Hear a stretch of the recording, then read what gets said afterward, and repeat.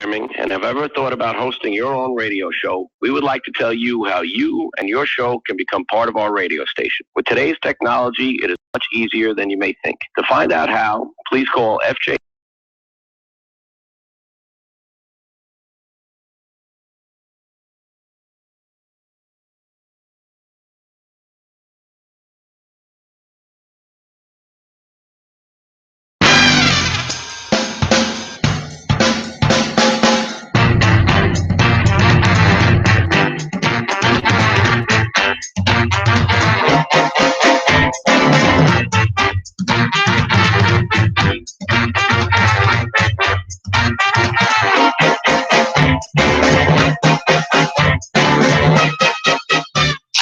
Hello, everybody, and welcome to another of a Just Enough Heshy show. It's our last one. This is our last one till next month. Right. Second season. Season 2 starts. That's right, Esty. Yeah, I mean, I'd introduce Neil, but hi, Neil. Pretend he's here. He's not here. No, he's here. Hey. He is our voice. Hey, guys, what's up? He just goes, hey. Hey. Good imitation, no? So, yeah, and we have our Uncle Heshy. What's up? Hello, everybody, and welcome back for our last show of season 1. I hope this is going to be a great show. We have a very interesting guest that will be calling into the show in a little while, and we have a lot of subjects to talk about. And I want you to call into the show at 718-303-9090. And of course, my beautiful, gorgeous co-host Esty. You had a great, wonderful season 1. Thank you so much for helping us out this whole year. Sticking it through. But you are wonderful. Your quotes were good. Sometimes you freak out a little bit, but we love you. Everything I say is completely reasonable, and people agree with me. Besides the fantasy city that you were all like, oh, it's a nice dream no matter what. Hey, sweetheart, it's a very nice If dream. I can make it happen, you might come live there. You got it. So I want to start with, because Esty doesn't like doing my commercial before I do the quote, so I'm going to do my quote. And everybody, we are coming up to the high holy days, whether you're Jewish or not, Christian or Muslim or whatever it is. We have to respect one another's holidays.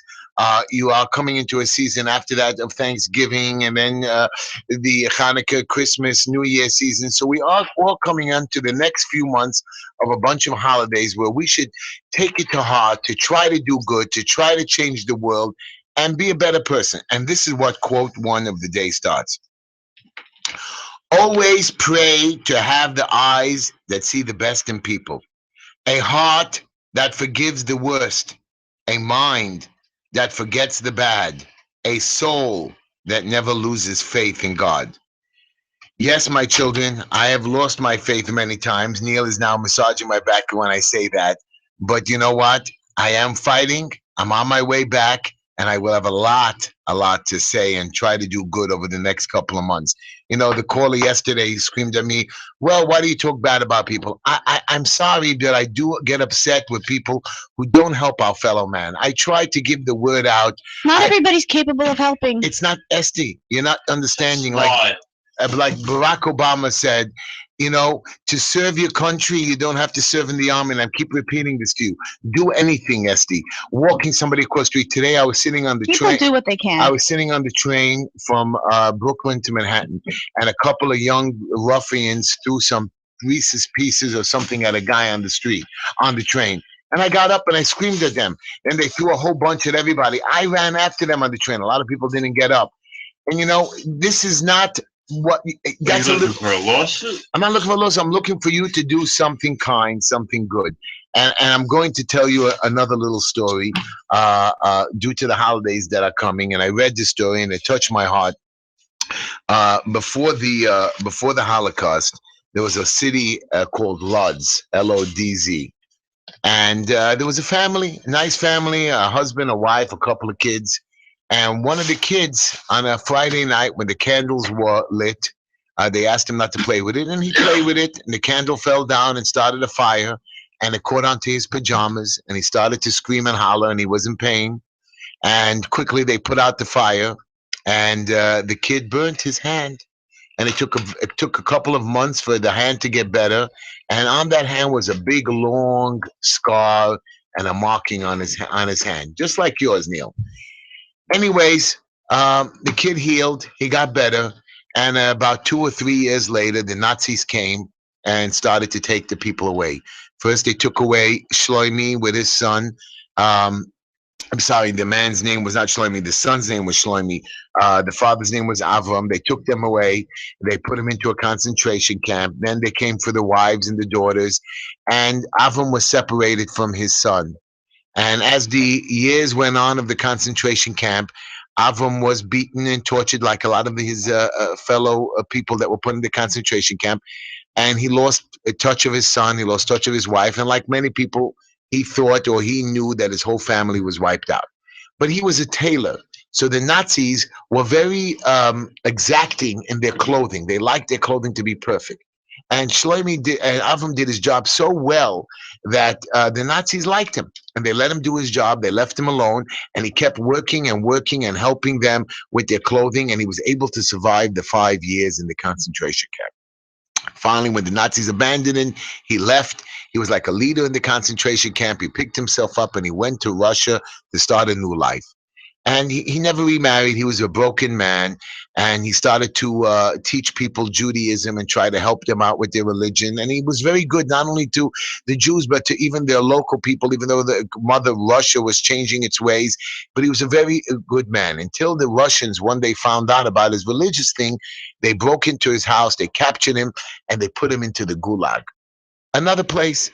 And the man says, "Oh my God, here we go again." And again, they put him into the into this Gulag, and they gave him a 10-year sentence. And and he had to suffer. And again, he started to become a tailor, and he worked his way around it. Nobody would bother him. Most of the gods left him alone, except for this one god. This one god's name is Nikita, and he was a ruthless god. He beat them, he tortured them, and he specifically hated Avram. And he always tried to beat Avram, but Avram found a way. He was now in his 50s, and he knew one good beating, and he was dead. And Nikita always tried to bother him a little bit, but somehow he avoided it. When Avram's 10-year sentence ended, what happened is Avram went for the last time to go to the back of his building where he used to always pray, and he figured this would be the last goodbye prayer that he would say. And while he got to the back of the prayer, who was standing at the back of the building, Neil? Nikita. You hear this? Nikita was waiting for him. He says, "I'm going to get you before you leave." He said, "But I'm leaving tomorrow." "I don't care." And he starts beating Avram real badly, beating him so badly that Avram knew he wasn't going to live through it. While the beating was happening, the jacket of Nikita ripped. And on that, Avram saw the man's arm. And the arm was all burnt with that marking. And he saw, "Oh my God, that's the marking of my son." He says, "Shloimi." And all of a sudden, Nikita stopped banging. And he says, "What'd you say?" He says, "Shloimi." He says, "I haven't heard that name in 25 something years. God. He says, "You're my son." And then Shloimi's main brain came back to life. And Shloimi says, "Yes." And they started to talk, and he saw that this was the son and this was the father. And they started to cry together, even though it was frozen and he was standing in the thing, but the fire in their hearts, they just kissed and cried and loved each other. And he said to him, "Listen to me, I got to get out of here." So Nikita says, "I'm going to get you out." And they made up that when his time ends, that he's going to try and hook up with his father somewhere. Nikita explained that after he got saved by some Russians, and the Russians took him into Russia, they convinced him, since he didn't have a father and mother, to join this army, and he wanted to be a high-ranking officer. So he went through the system, and he forgot all about Judaism and God. So after his father was released and went away, his father somehow got to Israel. So Nikita went to his ranking officer. He says, "I would need I need a little time off for some personal time." And his bosses didn't, his higher up ranking officer didn't think that he would run away, because this guy was really working hard in the army, and he was really part of Mother Russia. He snuck away, he hooked up with his father, and they went to Israel, and they were always together, and they were loving together. Wasn't he mad that his son turned out to be such a vicious person? Again, when you are brainwashed and you don't He have was specifically vicious more than everyone else. Right, when you are brainwashed and you have no guidance and you have no parents, and this is my story. No, I'm just saying, wasn't he upset? This is what happened to my son without my guidance. Right, exactly. And this is what I'm trying to explain to the rabbi yesterday. You want people not to be gay? Teach them. Explain to them the right way. Guide them. A lot of us don't have fathers or mothers. Hey, it's your responsibility, Esther, when you see a young person who doesn't have a parent, who doesn't have guidance, Take them in, help them. Like I guide them. haven't. Hey, I know you're a good kid. You know how many people we take and we try. Sometimes we fail, sometimes we do good. Doesn't make a difference. Don't give up. Help those people. Here's a story that people will come back. Here's a story to watch. Don't let your children go off the path. And if you're not going to be around for them, find somebody to help them. Hey, every kid gets bad. Every kid does something wrong. Everybody grows up, and then you could be a councilman, and then you could be a senator. You know, you could be robbing houses and then becoming better. Look at Hiken. The man is a professor, which I don't even know how he became a professor. The man is just a dumbbell, and he seems to be. I think he was a professor in some kind of a college. I don't even know what his degree is. A professor, but what's his name? Who? What's Dove Hiken. He was a professor. 30 years ago. He was a professor. I'm gonna look on Rate My. He was a teacher in a yeshiva. Whatever, the boy makes a big difference because if not, I could look him up at ratemyprofessor.com. But this was 30-something years ago. The point being is we have to do good. We have to try to find our way. We have to stand up and shout. What do you figure? The higher you make him, the better. I'm telling you whatever. Anyways, that's my quote. And now I want to tell you a funny joke because now that I made you all sad, and we're gonna get a caller in a couple of minutes, I want to tell you a funny joke. Okay. I'm sorry, I'm not sure. What's the schedule? Oh, I don't know what the schedule. We have a few things to talk about, but the schedule. No guest? We have a guest. I'm going to introduce the guest in a minute. Yeah. Can you give me a second to tell my joke? Sure. Yeah, no problem. And then ask us to do the commercials. My joke is very simple. I thought it was a funny joke. I liked it, and I know that you guys are not going to like it, so I'm going to give a quick and short one. I had a long one that wasn't so good, but here's a short one. There was two factory workers, and they were talking. And the woman says, to the other factory worker, I bet you I can make my boss give me the day off. The man replies, and how would you do that? The woman says, just wait and see. She then hangs upside down from the ceiling, and the boss comes in. Well, I said this one already? Yeah. No, I said this one? Yeah. Terrible. So then I got another joke. You see, I have a backup joke. A woman is standing and looking in the bedroom mirror. And now I know you heard this, but it's something different. She's not happy with what she sees. And she says to her husband, no. What's what? I didn't. She says, I feel, really? I'm stupid. Okay, fine. No. Where are you getting this swear? I keep writing it down. I don't know. I must have taken the wrong copy. But this one you didn't hear. You couldn't have heard this one. You did. You couldn't, huh? You couldn't have. I didn't mark it up. You're wrong about go to YouTube. The lady that she said, you're telling me my joke said that she said she was a light bulb. You heard that one? Yeah. And good eyesight. All right. Yeah. Okay. So yeah. Okay. So but I thought this one. What did you do? You pulled it out of the bathroom? I did. Saw laying on wow. I am just terrible. I can't believe it. I just can't believe you lose. I lost it. And our last show, I thought I have a great joke for you.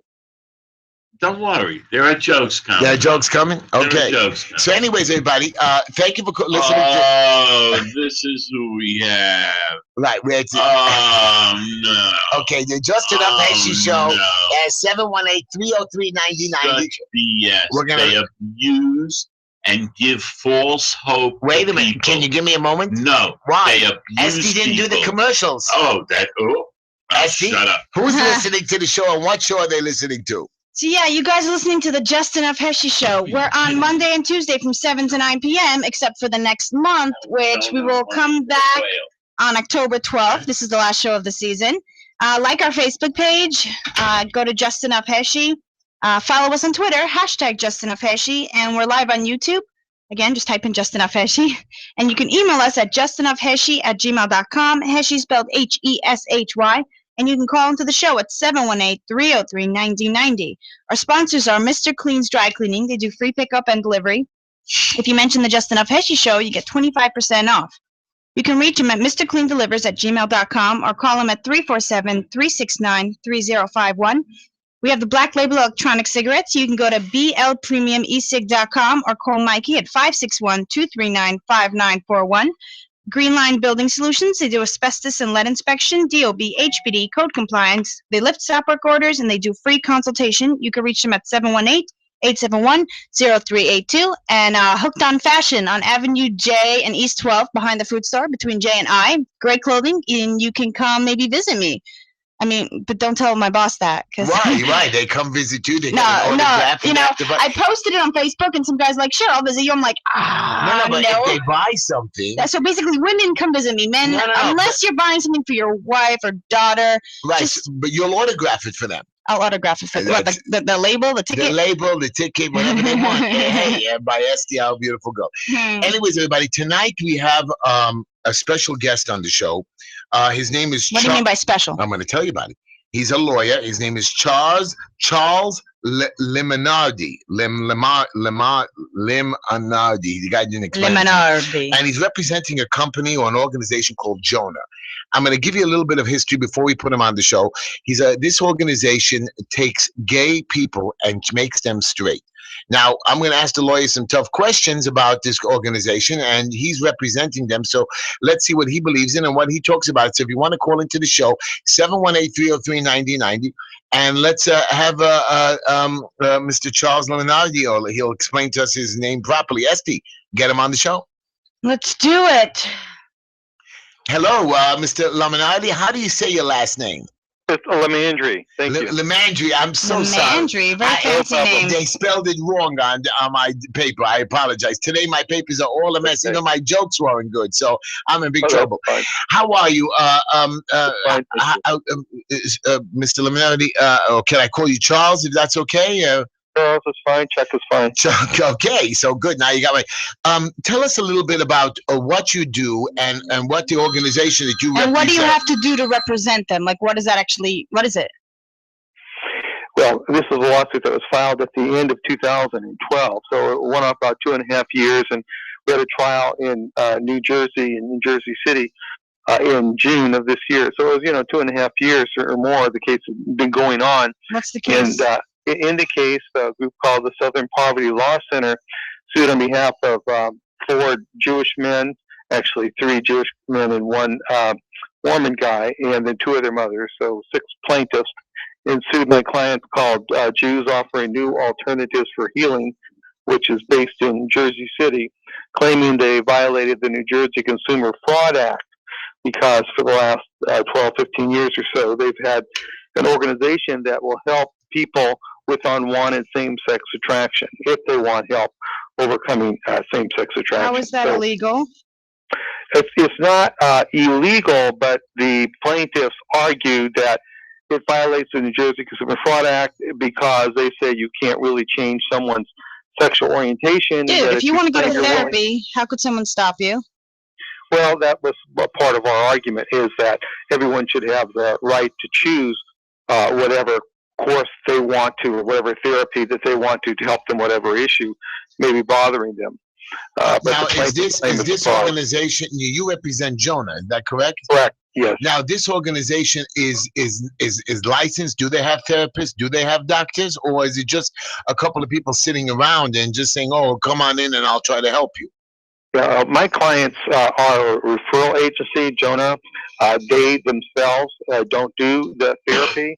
One of the parties who I represented as a defendant does do the therapy, but Jonah themselves is a couple of people who do this on a nonprofit basis. They're not paid. They had adult sons themselves who are gay, and they want to help other families who are struggling with these issues. And so they refer them to different therapists around the country, depending who's calling and depending what they want, what they need. And some of the therapists they refer people to are licensed, some are not licensed. Do they sometimes just help families cope with it, even if they can't make the person ungay? Sure. So they're not there. So they're not like, oh, let's make people not gay unless they want to. They just help people cope with it. That's exactly correct. And now, do they get a commission? That's not the way it looks. One minute, but do they get a commission from the? I mean, they even though they're non-for-profit, they still need an operating budget. Do they get commissions? Do they get money from the government? Do they get donations? Yeah, they operate off of donations, and some of the counselors, they have referral fee arrangements that they would give them a percentage of the fee so that they can pay their expenses for rent and their staff. How could they be non-profit if, like, the government, but the government's not, no, but non-profit means they don't have to pay taxes, which the government isn't pro this organization, so how do they, I don't think the government would allow them to be considered non-profit. I think there was a problem, that's all. So this is Jersey. The people who do the work as the directors, they themselves are not paid a salary. They volunteer their time. In fact, they put their own money into it, but they have to pay people who answer the phones and things like that, office staff, And of course, they have other expenses like rent and So what's your mission? What's the mission of Jonah?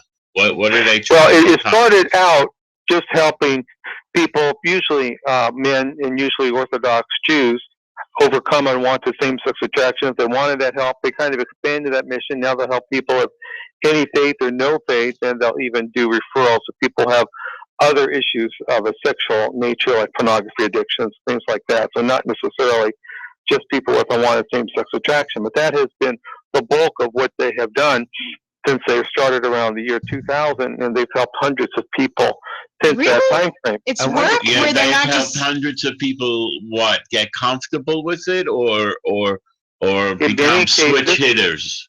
Yeah, in many cases, people have just become more comfortable with who they are. Some will leave and decide they still want to be gay, but they understand their issues. This is my question. Some people are celibate, and some people do become exclusively heterosexual and lose all same-sex attractions.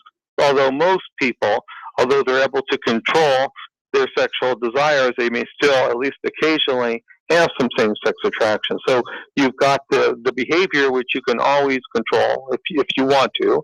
And these people come to Jonah saying they want to control the behavior.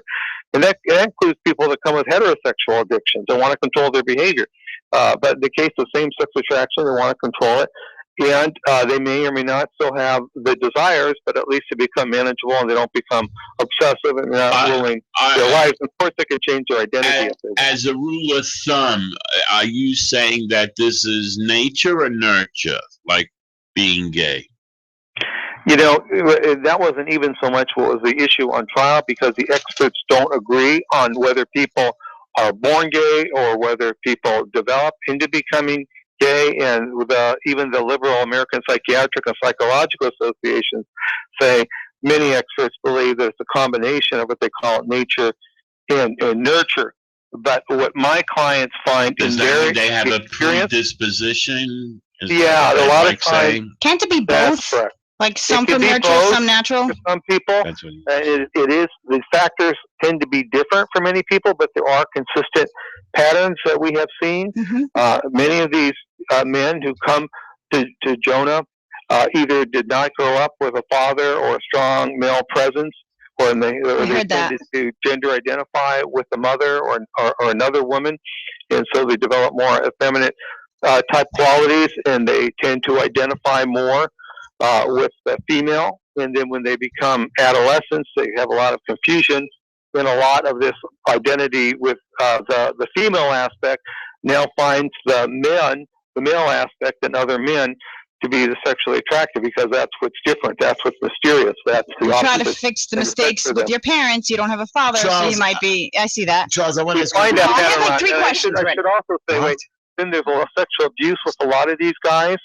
In their backgrounds, 25 to like 50% of them were sexually abused, and a lot of them were harassed and bullied. Yeah. So very frequently, sadly, it's a relative, but not always. It could be a teacher, it could be a coach, it could be something like that. So there's a lot of common patterns we find to suggest it's more developmental. But people could have a certain sensitivity where one person is more likely to respond to develop homosexuality than someone else in the same situation does not. And we do find with identical twins, and there's been 8 major studies involving thousands of identical twins, that in most cases, if one's gay, the other one is not, which seems to suggest that it can't be genetic, because if it was, then identical twins would always be gay. If one's gay, the other one would be too. You mean it can't be nurtured, because genetically one can have one type of personality and the other one not. So if anything, it's more likely to be nurture, how you're nurtured and developed, as opposed to how you're born. If it was, all identical twins would be either gay or heterosexual. Wait, and so that's not the case. Charles, I want to ask you a question. You are an officer of the court. Yes. And a simple, plain, straight question to you. You know the story and the fighting about gay marriage. Do you agree? Not that I don't want to hear your personal issues on it. Do you agree, now that the law is in place, that we have to accept the law, or do you are against the law and you want to fight it and somehow get it overturned?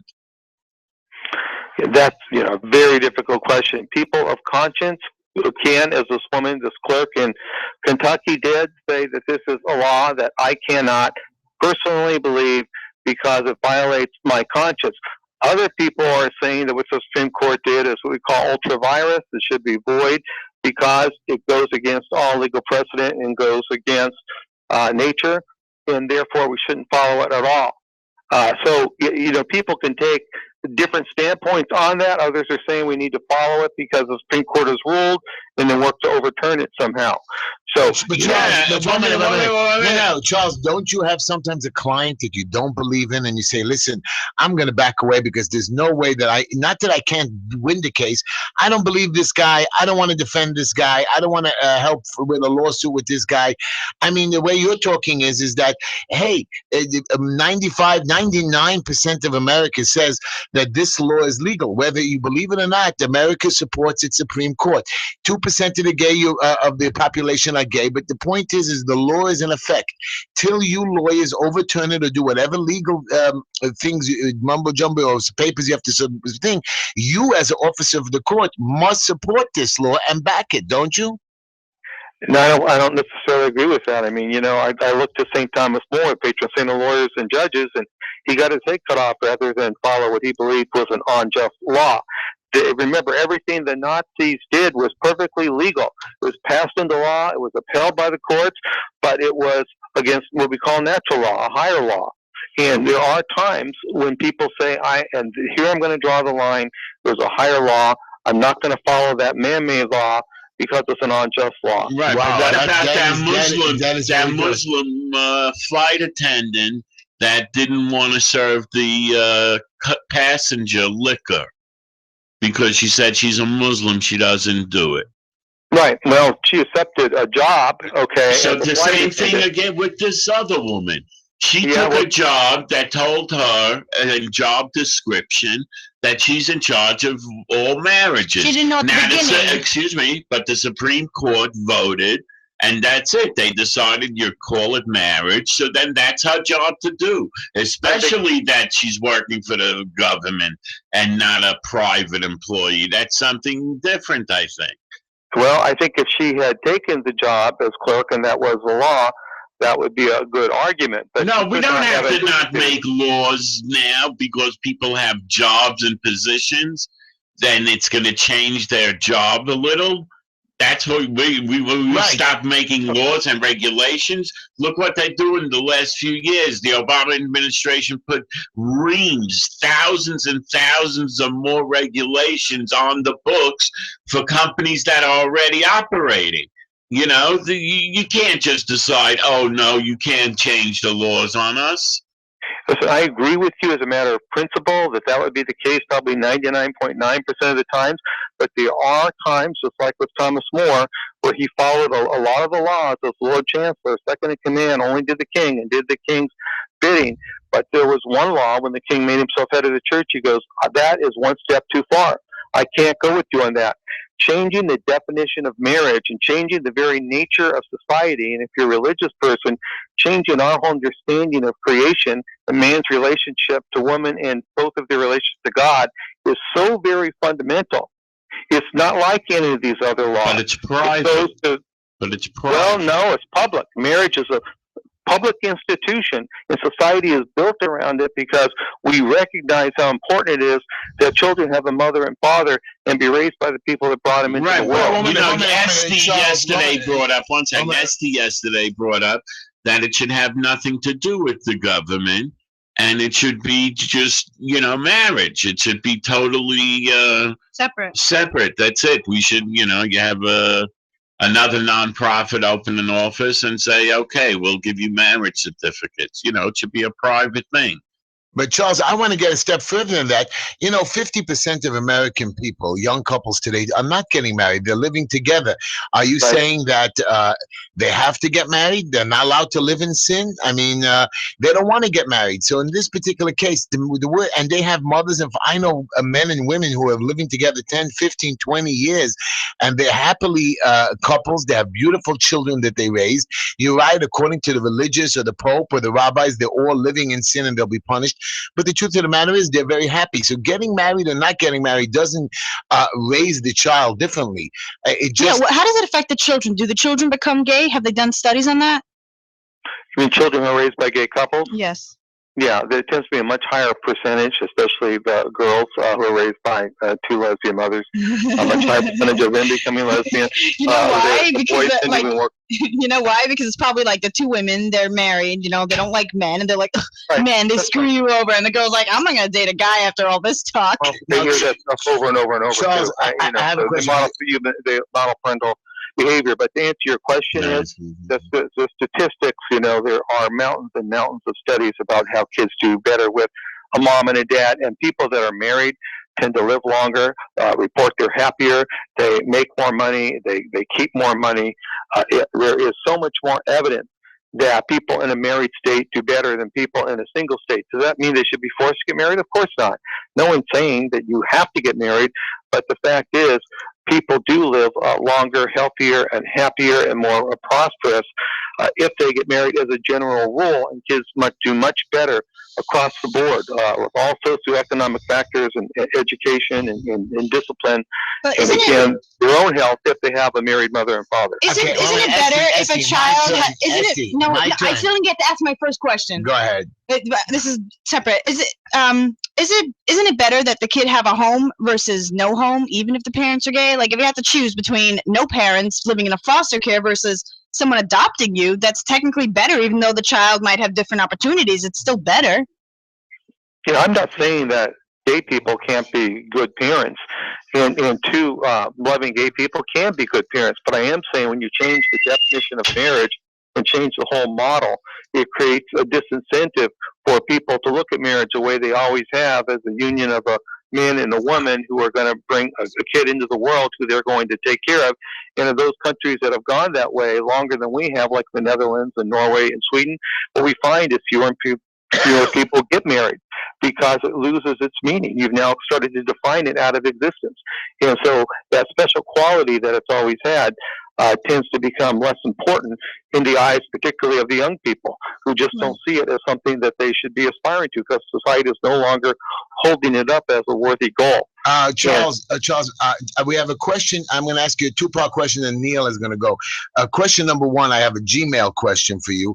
They sent us a mail that they said, since that we all have this propaganda against gay marriage and gay is so bad, they're saying in Russia, they all have the gays, it's illegal or something of that nature to be gay.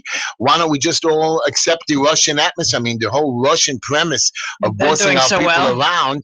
And that's part number one. And question number two is, do you have any gay friends or family? I won't even ask that, but do you have any gay friends? You know, I come from a big Italian family. I've got 3 gay cousins. I love them. I want nothing but the best for them. And what do they say to you? What do you say? But one minute, Charles, what do you say to them? I'm sure you talk about it, and I'm sure you have something to say to them. What do you say? In the past, when we've talked about it, I'll tell them, you know, what I tell you, that, you know, I wish nothing for the best for them. If they've chosen to live their life a certain way, that's prerogative. No one is forcing them to change. If they want to know what I believe and why I believe it and the research that supports it, I'm happy to share that with them. But quite frankly, people that know how I think, because I'm pretty outspoken, like you're asking me questions, I'm answering them. If they disagree, they don't come to me and engage me in conversation for the most part. But they know that they're gonna, in your eyes, they're going to be punished by God. Well, no, I don't make any judgments on how God's going to rule over someone. You know, God can look into people's minds and hearts and souls and read them. We can't. Judging is God's business. You know, I know what our holy texts say, whether you're Hebrew or you're Muslim or you're Christian, okay? But everybody's background and experience is different. So, you know, we're not about judging people. We're just about helping people live their lives. That's what my client Jonah tried to do. But being gay is wrong, isn't it? According to yes, our beliefs, and according to what I've read in terms of how people's lives are impacted, even separate apart from religion and morality, people are not likely to live as healthy and as happy a life if they're living a gay lifestyle. If you're asking me from a Judeo-Christian perspective, is it immoral or sinful? Just like many other activities, including adultery and pornography, yeah, it's sinful. But we're all sinners, and no one's in a position to judge anyone else. Okay, Neil, and we're going to take a call after your call. I would say, first of all, that I believe that the people that are with the gay marriage, you have two types of people. You have the real kind of heavy activists, that are really, I think the ones that I met, at least a lot of them, they seem to have a lot of other disorders besides, if you call gay being a disorder, they seem to have other issues. A lot of them, Don't we all? talk about their parents and, their family, and how they got screwed over and all of that, so so It's very rare to find a gay man who'll say, I had a good relationship with my father, if he had a father who was present in his life at all. Just like the plaintiffs in this case that we just tried, they all had bad relationships with their father. And that tends to be the rule, again, about 99% of the time, it seems, that the gay men did not have a good relationship with their father. But now, being gay has been around for thousands of years. Is it the same percentage of the population now as it was 2,000 years ago? According to the National Institute of Health, which did this major survey in 2013, 0.8% of the male population is gay, about 0.8% of the female population is lesbian. So you're talking about 1.6% of the population that's exclusively gay or lesbian. And it's like 0.7% is bisexual. So you're talking about overall, less than, between 2 and 3%. Okay, maybe that about seems to be relatively maybe constant. 6 million people in the whole country, and we're all worried about them getting married or whatever. I mean, It's crazy. Well, it's not about marriage. It's never really been about marriage. It's about forcing straight America to accept the idea that being gay is normal, natural, and good, and making people who believe otherwise, from religious reasons or whatever, sit down and shut up, or they're going to be punished. okay, And they're going to be marginalized. That's what it's Charles, about. What's the problem? I don't understand what you just said. Okay, I want a minute before you go. I want to take a call. No. Okay, go ahead. Let me understand what you just say. I missed it. I didn't get it. It's about what they're doing now with like this clerk in Kentucky. It's about making people overtly say gay marriage is good and being gay is fine and there's nothing wrong with it. Okay, Is that the way people feel when their boss gives them a project to do that they don't want to do? Don't they feel the same way? But yet they go do it if they want to keep their jobs. Well, it depends what the reason is. If you've got legitimate moral reason. How could you take your religion and put it into the government and tell the government you have to change your rules now on how things are done because I'm a practicing whatever in my religion? Well, all laws are based on someone's morals. And this whole thing, you can't legislate morality, is nonsense. Our religion informs our morals. Our morals inform our laws. That's why you have, laws you're not supposed to steal. You have laws that you're not supposed to murder. I mean, those are religious, but they also reflect a sense of morality. And in the Arab countries, it's okay to cut off the heads of Christians or homosexuals. Their morals, their religious views are very extreme. According to ours. So our country has always been based on a Judeo-Christian set of values, and it has served us very well.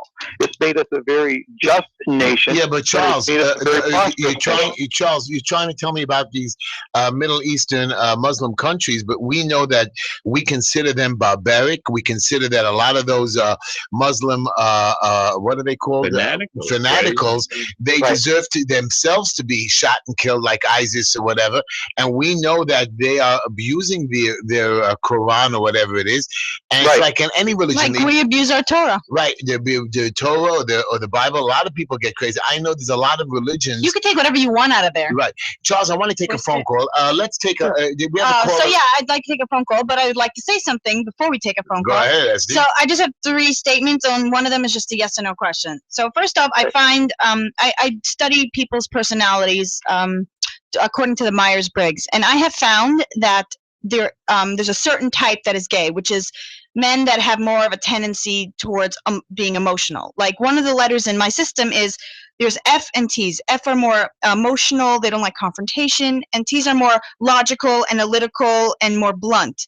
So I find that men who are T's are not gay and men that are Fs, which has the more emotional side, relate more to women. So a lot of the times they're more likely to be gay. Because I used to hang out in a gay club. Emotional. So maybe I'm emotional. Maybe they're emotional because they're gay. No, not everyone who's emotional is gay. Right. It's like, for example, you're an F, right? But you're not like you don't like confrontation. You like when people get along, but that doesn't mean you're gay. I'm saying the majority of the gay people have that tendency. They're more emotional thinkers than logical thinkers.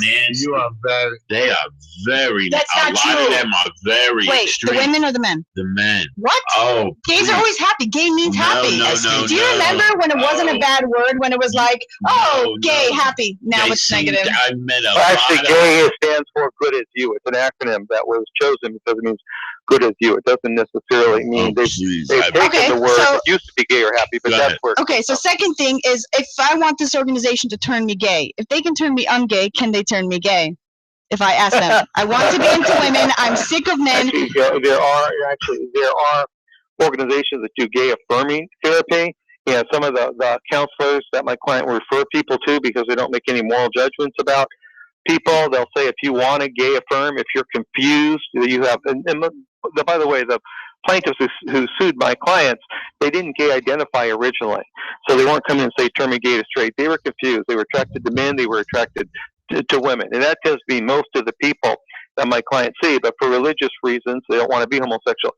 If they wanted to be homosexual, or somewhere along the way they say this isn't working, I want to stay gay, then there are people that do gay affirming therapy. Nice. And my clients and counselors say, we'll help you work with that to be a healthier and happier gay person, and be the best person you can be and be gay. Okay, so now I just right. I just wanted to make a statement, like so personally, I think I mean, you could be gay, it's fine, but it doesn't make sense to me that you could be gay and religious, because I don't think that you can believe in God and be gay, and let me explain why. Why? Let me explain. I believe you can. Can I explain? There are pastors. So you don't want to let me explain? No, because you're wrong. Unless you believe it's wrong. Because if you believe that being gay is normal and right, why wouldn't God make men, women, and some other species so we can mix and match? Why wouldn't he make that men can have children? So obviously he made 1 and 2, so these are a match, versus 3 people where we can mix and match.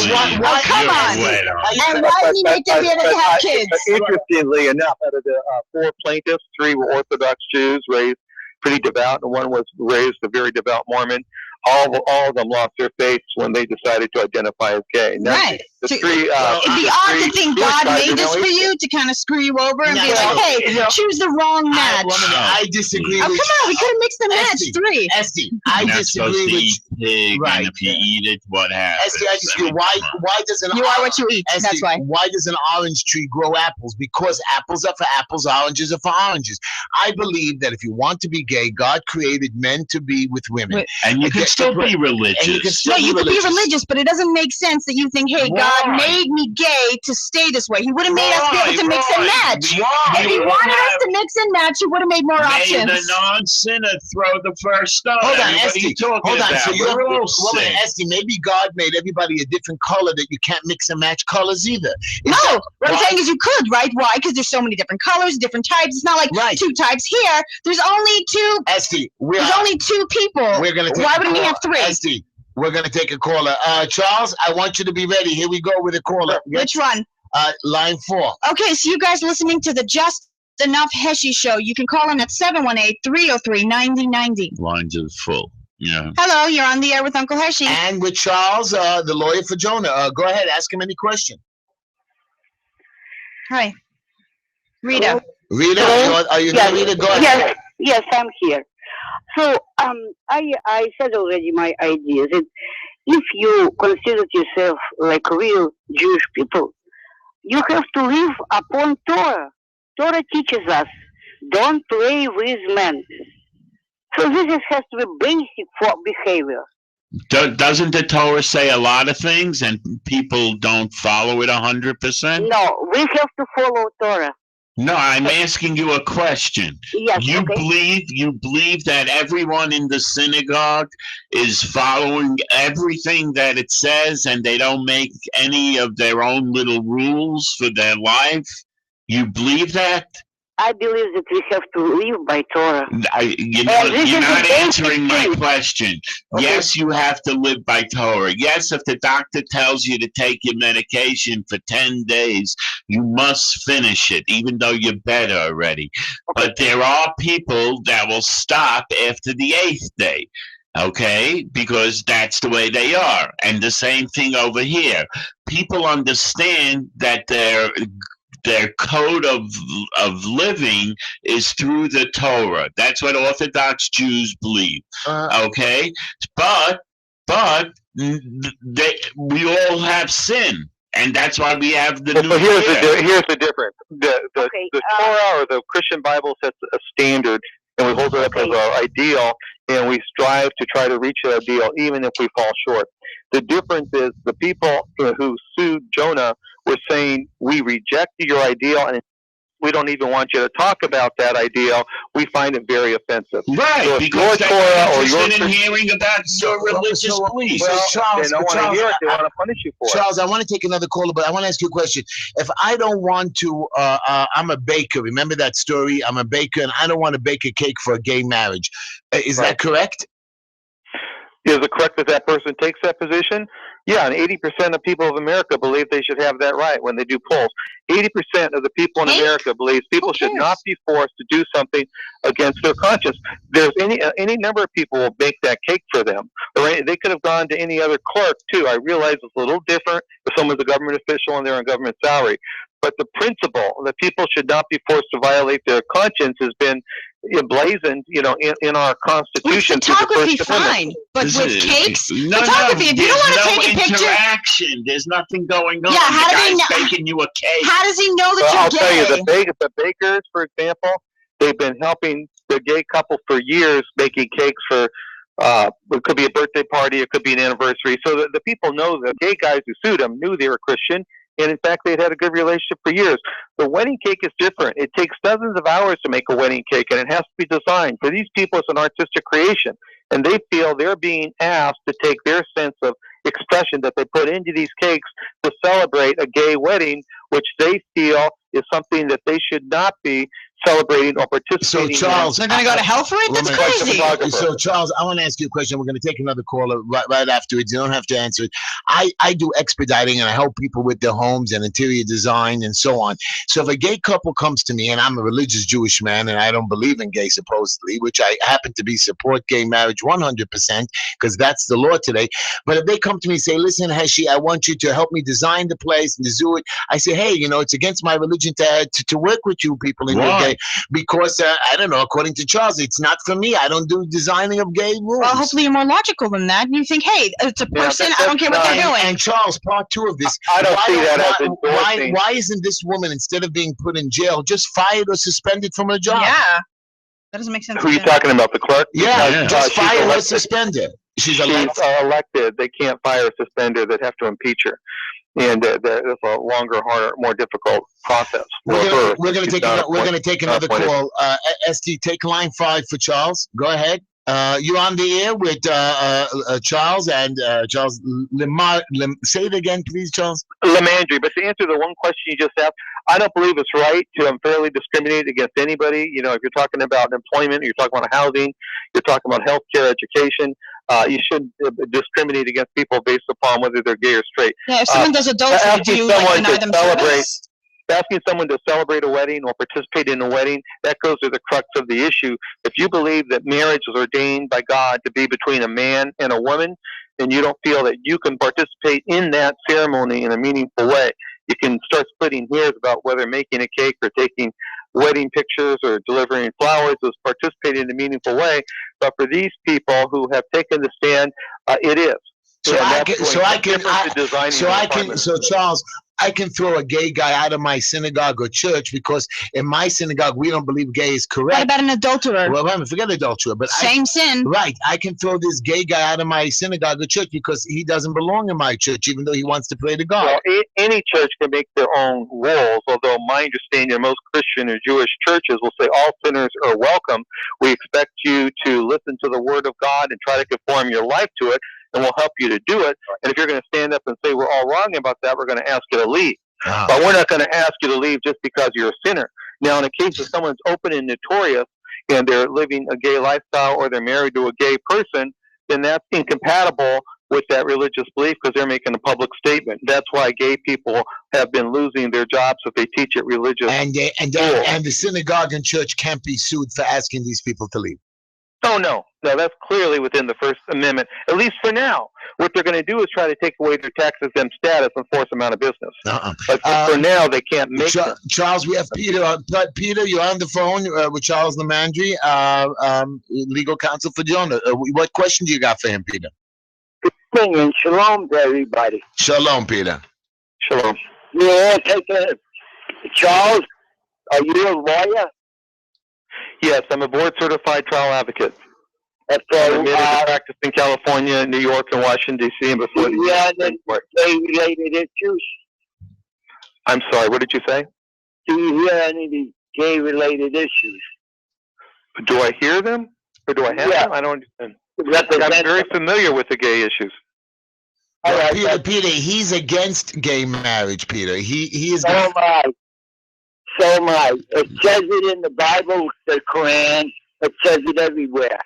I got that, but I'm not. If I don't want to be religious in the Bible or the Quran or whatever, and I don't want no priest or rabbi to marry me, I just want the government to say I can live with my guy and be married. What's wrong with that, Peter? Uncle, thank you. Thank you. You just said it. The government imposed this law on the people. The government did. No, that's because nobody was allowing them to do it. Well, Peter, thank you for your call. Let's take Roman on line one. Let's go, Roman. You're on the phone. You're on the air. Hello, Roman. You're on the air. Yes, Charles Hi. Hello. Good evening. Good evening. Good evening. First of all, I want to thank you for your beautiful show with your team, and I want to wish you a happy coming holiday. I would like to ask Charles a very simple question. I hope I get answered tonight.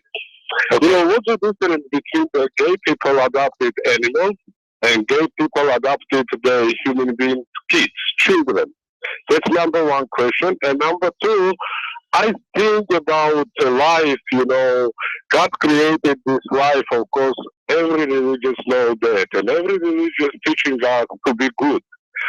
Then it's explained the reason how you can make it good and stay away from bad. Why governments of the whole world cannot do something like for this special human beings who have this kind of problem, to put them in gay island, or we have a 5 continents, maybe some continents do this place. This is not the Soviet Union. You know?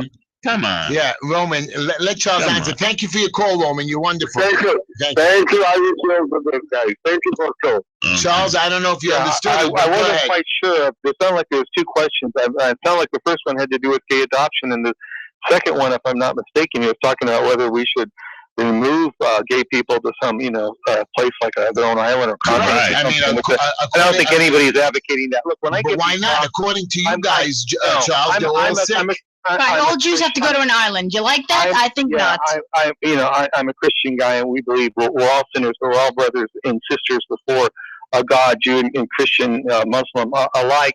And we should not be trying to punish people because they don't believe the way we do or live their lives the way we do. We should treat everybody with compassion, even if they have differences, and even if they're doing what we consider to be sins, and no one should be, you know, separated or made to feel unwelcome. So Charles, obviously we don't advocate Charles, we're coming to the first end of the first hour, so I want to ask you one more. Are we born gay or are we not born gay? Yes or no? You spoke. No, I don't know. I don't know. People, the experts disagree. No. You. What do you think? I believe people are not born gay, but certain people have certain dispositions where certain life circumstances present themselves, they're more likely to develop a same-sex attraction. But no, I don't believe people are born gay, and there's no evidence to support it, and the twin studies directly refute it. Wow. I want to take another caller before we hit the break. Line 3, Alex. That's not to say people choose being gay. But I'm not saying people choose being gay. That's a very different situation. Okay. This orientation people tend to develop, if you want to call it that, happens at such a young age, around 2, 3, 4, where they start to gender identify with the person of the same sex.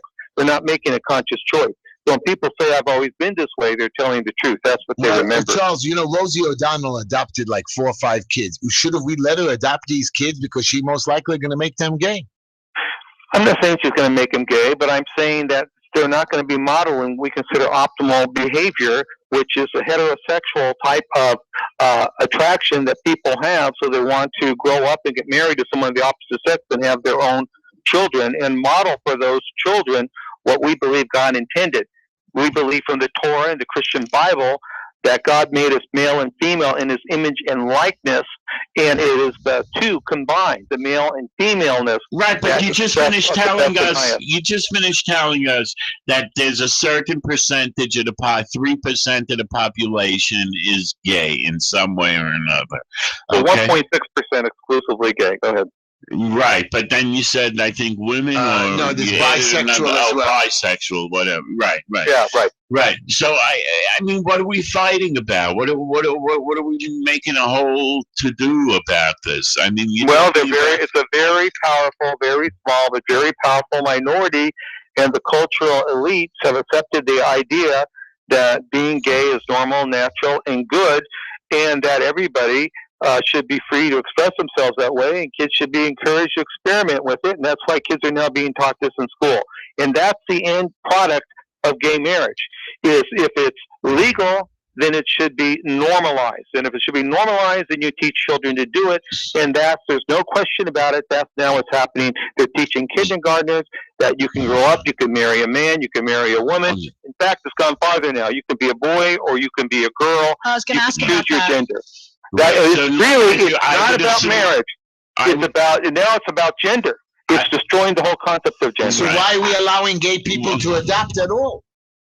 He agrees with you. You know, I agree that although they can be good parents, we should strive to uphold the ideal. And the ideal is mothers and fathers raising their own kids whenever possible, and even when there may be a death of the father or killed in war or whatever, or cancer. It's still better that children are able to model both halves of humanity, the male and the female. So you're not going to have that. Can I assume you're not on the libertarian line? No, I'm not. Yeah. Okay, I want to take one. We're going to take one more call before we hit the break. Alex, I'm sorry I kept you on hold so long. You're on the air with Charles Lemandry and Uncle Heshy and my team. How are you? Alex, can you hear us? Yes, hello? Yes, you're on the air with Charles Lemandry. Talk to us. Yeah, so I've just been I'm a Jew, but I'm not a religious Jew. So, but basically, I've been listening for the last 20 minutes, and I just wanted to ask the name of the person who for the attorney, I believe he said he was. Yes, his name is Charles Lemandry. He's listening to you right now. Charles Lemandry. I just wanted to say that I mean, listening to you for the last 15, 20 minutes. It seems like your opinions and your perspectives is one of a very biased nature. And I also, with all due respect, it doesn't seem like you're very qualified to talk on the issue of homosexuality and heterosexuality, in a psychological perspective or a medical perspective. Everything you're saying, I mean, maybe from a legal standpoint, a lot of the points that you have, are correct and accurate, but these numbers and statistics you're saying as far as 1.6% of the population. That's the National Institute of Health. I'm not making Alex, that up. thank you for your call. One minute, Charles. Thank you for your call, Alex. And Charles, you got another 20 seconds, so let's answer that question. Go ahead.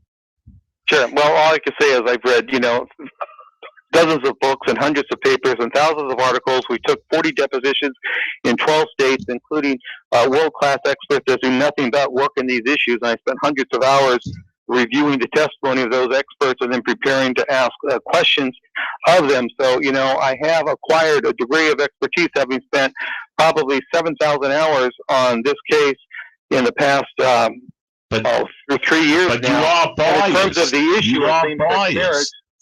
Am I biased? We're all biased.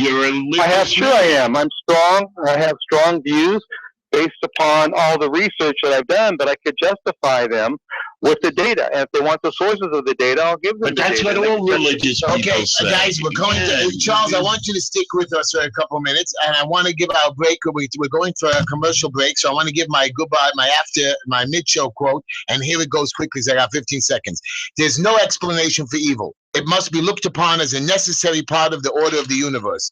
To ignore it is childish. To bewail it is senseless. But we must stand together, fight evil, no matter what cost.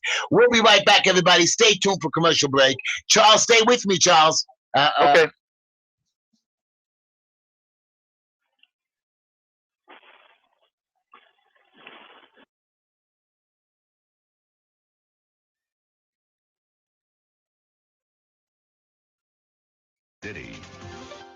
Hello, and thank you for listening. If you like our programming and have ever thought about hosting your own radio show, we would like to tell you how you and your show can become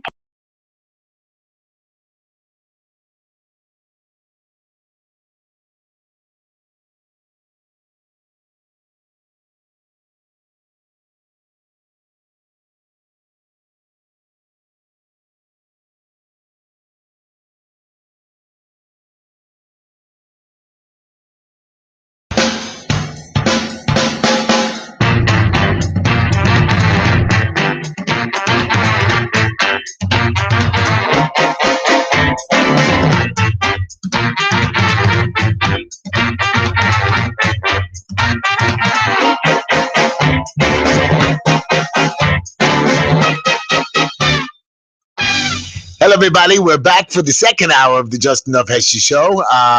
We have Charles Lamandri on the phone. He is a legal expert, and he is a licensed lawyer. He has done thousands and thousands of hours of research, so he does know exactly what he's talking about. I hear exactly what he's saying. I'm not saying that I agree with or everything that he has to say, but Charles, welcome back to our show. And before we say goodbye to, and before you say goodbye, comment, I have one more caller. He's a regular caller, and I want you to be ready. So Norman, I'm going to connect you into Charles. So I'll be very ready for Norman's call. Here we go, Charles. Are you ready? Sure. But I will say one thing real quick in response to the last caller. The study was done by Dr. Mark Regnerus at the University of Texas, called the New Family Structures Study, which was the most comprehensive study done to date on how kids do with same-sex couples, and it studied the highest number of kids who are now adults that were raised at least part of their lives for a significant period of time by same-sex study. In almost every one of the categories, the kids raised by same-sex couples did worse than kids raised by heterosexual couples. People have asked me about religious perspectives, and so I've talked about it that way because I've asked about it that way.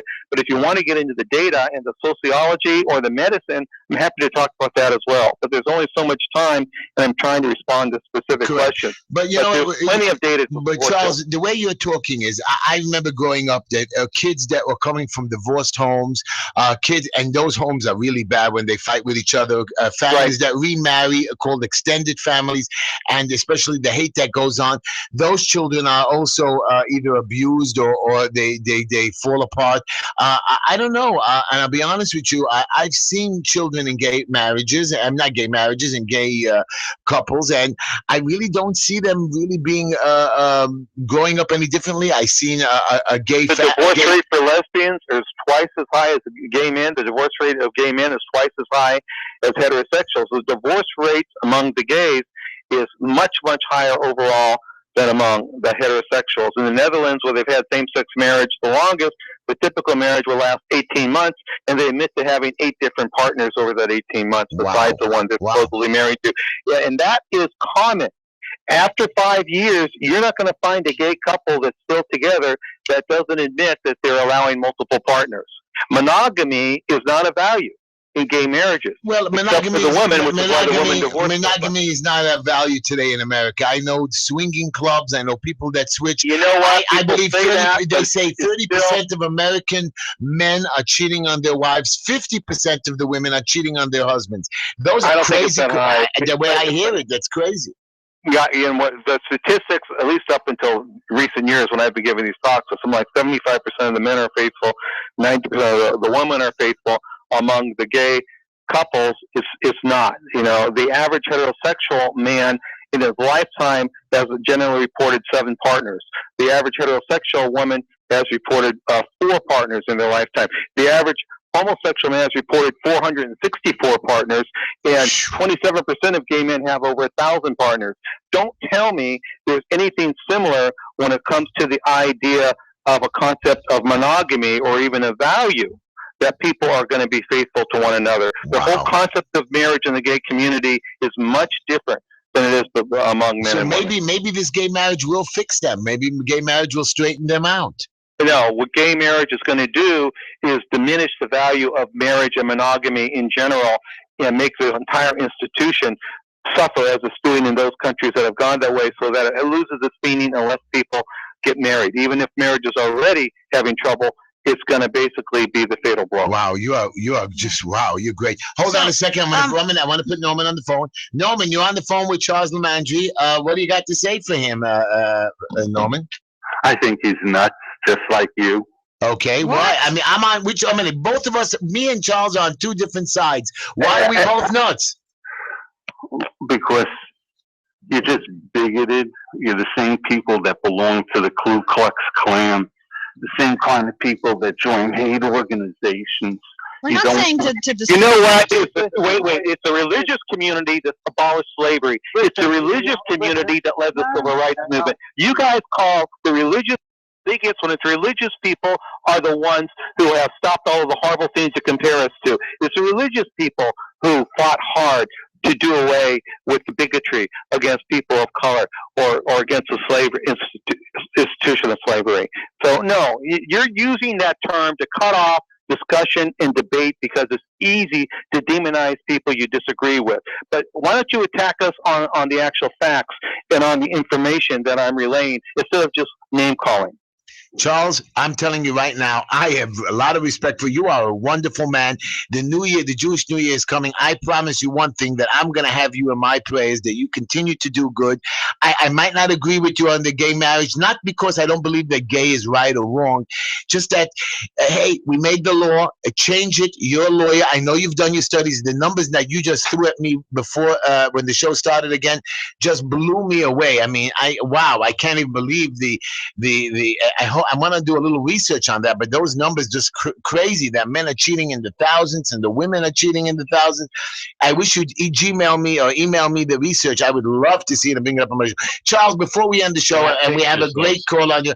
But by the way, we're not discriminating. We're not saying, oh, don't give them cake, don't whatever. We're not saying, oh, we don't like. We're saying, don't. Right. We're not. How can you compare it to slavery when they were second-class citizens? We're not saying that. We're saying if they want to be changed, they can be, and if not, we'll try to accept them as best we can while not feeling connected to what they're doing. But we are treating them second-class citizens. We're not allowing them to marry with us. We're not allowing them to live with us. No, so the cake thing, I kind of disagree with, but the photography thing, me as a photographer, I just have a problem. No. I have a problem taking pictures of. If they change the word I don't mind like taking pictures of gay people, but like they're kissing, I can't do it. It's just odd to me, you know. It's not because I'm against them. Charles, we're gonna behind closed doors. Before we say goodbye to you, Charles. Wait, I wanted to still talk to him. 1 minute, Charles. I just want to say, if you're bi, right, where you can choose a guy or a girl, why wouldn't you automatically choose the opposite gender just because it's easier? Like, I could marry a girl or a guy. If I have the choice, why would I marry a guy? Because it just would, like, just my kids, just everything. It would save so much trouble. A lot of these people who come to Jonah are attracted to both sexes, and they want to be faithful to their spouse. If a man married a woman, they don't want to be continuing to struggle with attractions as men as well. So that's why they seek out Jonah's help. And some of the people that testified at the trial we had is exactly that situation. When I'm married to my wife, I love my wife. I love my children I've had with my wife. My life is much better. But sometimes I still get these same-sex attractions and I want help with dealing with them. And so that's the situation we see most often. But you're saying other people are bisexual. I say, no, I enjoy having sex with men. I enjoy having sex with women. I want to do that. And that's why the next case is going to be you have to change marriage so that I'm a bisexual and I can be married to a man and married to a woman at the same time. Why not? How are you going to deny them? Yeah, I was wondering about that. Is that going to be okay? How are you going to deny them? Well, no, it's not okay, but that's the slippery slope from now on. Guy and girl just have a mixed, like a merry orgy, you know? Esty, we got Ralph on the phone, so I have one more question for Charles. Ralph, you're on the phone with Charles Lamandry. Ralph is one of our favorite brothers, and I love Ralph so much. And Ralph, thank you as always, saying calling in for our season 1 ending show. Go, Heshy. Thank you. My pleasure. Charles, I'll tell you, identifying as gay has ceased to be a psychiatric issue for many years now.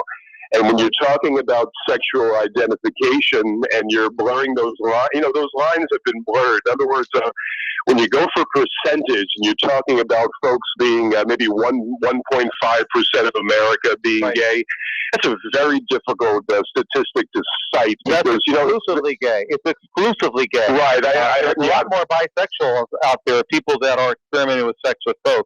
But the people that say, I can't imagine having sex with a woman, I'm a man, I only want to have sex with men, that's 0.8%.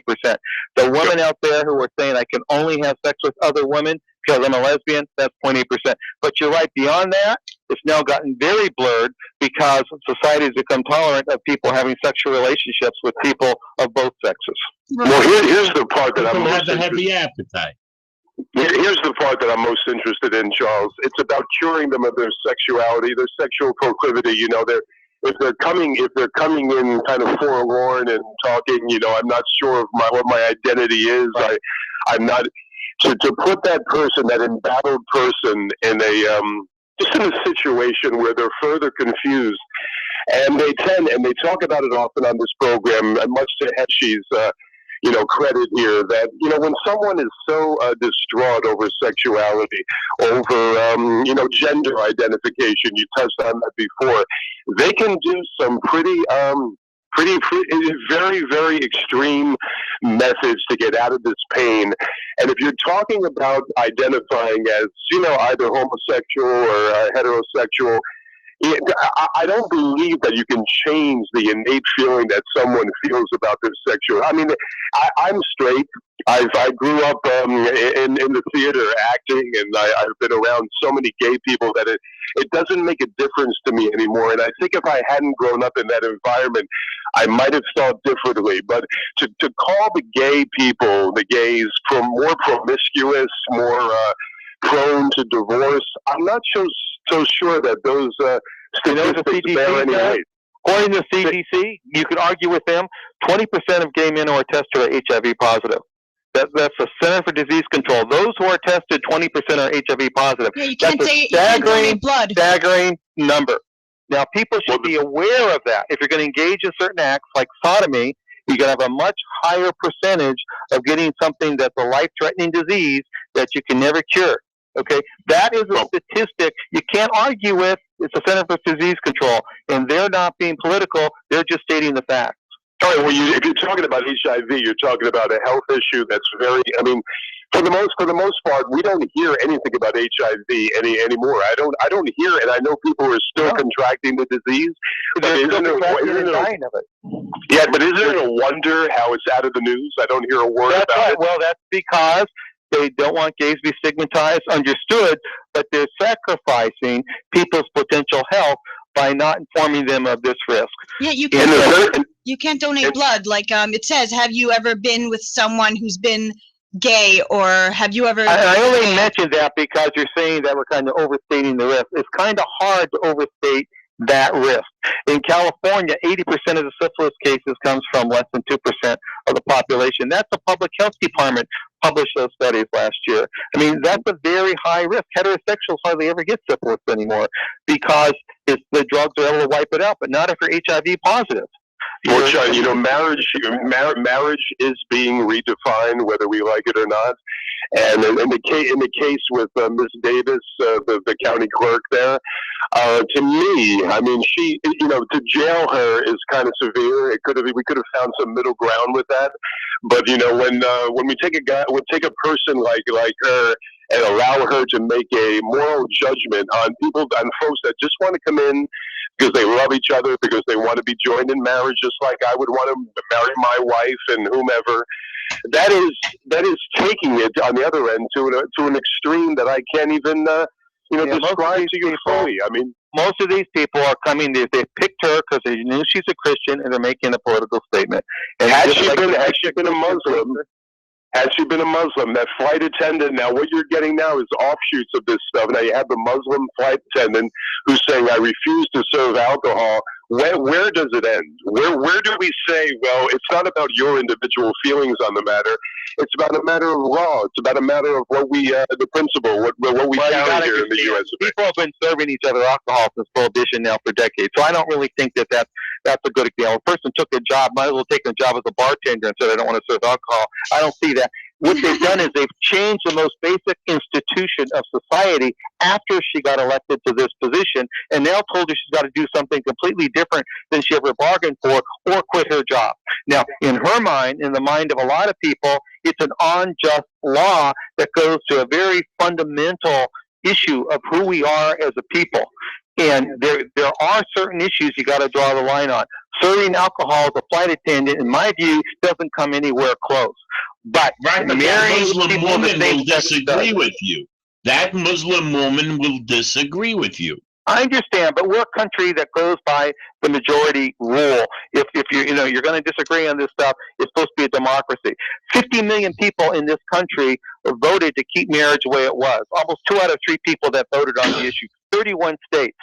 5 justices of the Supreme Court, by a majority of 1 vote, have now forced this on the entire country, going against 5,000 years of human history. So this clerk is standing on 5,000 years of human history and 50 million people, 2/3 almost of the American people, that voted for this, so that the Supreme Court, by a majority of 1 vote, can basically pervert the Constitution and find a right that the Founding Fathers never, ever, ever could have imagined. We know that because sodomy was considered a crime in all 13 states when they enacted the Constitution. Okay, can I say this? Can I say this, Charles? Can I say that when you use the word sodomy, it's a bit antiquated? It's a little passe. I mean, we understand what we're talking about. They didn't call it anal sex. I'm using the term that was. No, I don't expect you to get explicit. I'm just saying, when you put it in those terms, it has such a negative connotation that we can't even think clearly about it. That's what we're talking about. No. I understand that, but the thing, he's just saying that's what it was called in the olden days. It was called sodomy. That's why he's using that phrase, not that he would use it today. I know, but that was the phrase on the books.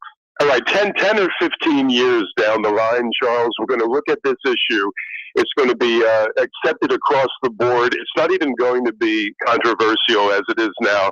It's going to be accepted. So I think that we have to march in lockstep of where the nation is going. That's your view. In my view, the country is going to come to a very bad end as a result of this issue. What do you mean by that? Marriage is so defining, okay, that we're going to look. A guy named Joseph Unwin did a study in 1935. He was a member of the British Psychological Association. He wanted to prove that traditional marriage of a man and a woman in a monogamous relationship was not necessary for a healthy society. So he studied 86 societies across culture, across time, across continents, and found without exception, those that embraced traditional male-female monogamous model for marriage, within 3 generations would reach a maximum state of productivity. They'd thrive, they would flourish, they'd go out like the European city-states did and explore and conquer the new world. But they would, after they reached that state of prosperity and productivity, they would start to reach moral laxity, and that monogamous model would start to break down, and there'd be outbursts of homosexuality, he called it, writing in 1935. And then within 3 generations, they would start to unravel and fall apart and collapse. I believe we are now doing that. We're unraveling. We're no longer cohesive. We're more divided as a country than we've been since the Civil War on these issues. And we're seeing our economy and our state of political standing in the world is all starting to lessen and diminish as a result. And I believe it will continue to, following that same model. Charles, if we remain as heavy-handed as we're being tonight, I think so too. And I'll tell you, are you speaking? And I mean this sincerely. I'm not trying to be confrontational with you. Are you speaking with love? Are you speaking with brotherhood tonight, or are you chastising? When you chastise, when you say, you're right, and that's a legitimate point. And I take that, and I'm charged to speak with sensitivity and compassion and love. And I'm speaking a little bit uncharacteristically because of the Kim Davis being in jail and other people like these bakers and stuff being persecuted, with a little bit of a sense of less compassion and sensitivity to the opposition. But I feel like the tides have been turned, and the people that feel the way on my side of the issue are being persecuted, literally persecuted. And in fact, people of faith are being killed in other countries for standing up for their faith. Ralph, Christianity is now more than any religion. So I do feel a little bit of that sense of maybe desperation because of that. That's giving you this sense of maybe I'm not being as loving and sensitive. Charles, and well, you know, and then Charles, Ralph, but Charles, before we say goodbye, I want to ask you a question. Roe versus Wade, right? Roe v. Wade, whatever. Didn't that also only pass with one Supreme Court vote? Probably so. I don't remember. And my point is, hey, you could have turned it over. You could have changed the law. We could have gone back to the Supreme Court. You know, right now, and it's never, and we're forgetting about it. And we're forgetting about it. No, it's taken 40 years. And right now, there's congressional hearings to defund Planned Parenthood, which has 1/3 of the abortions.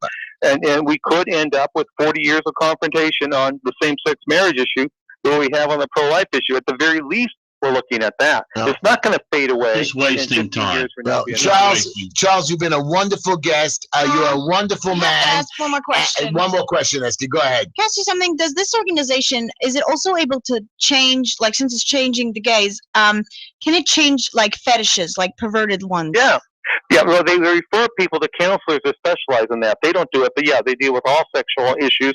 And many of them are heterosexuals that have. Is it possible if you were raised with a way of thinking about sex for it to change? Like, I don't see how that's possible. It's very difficult for some people, but for everybody can make progress. Everybody can end up in a healthier state than they were when they started.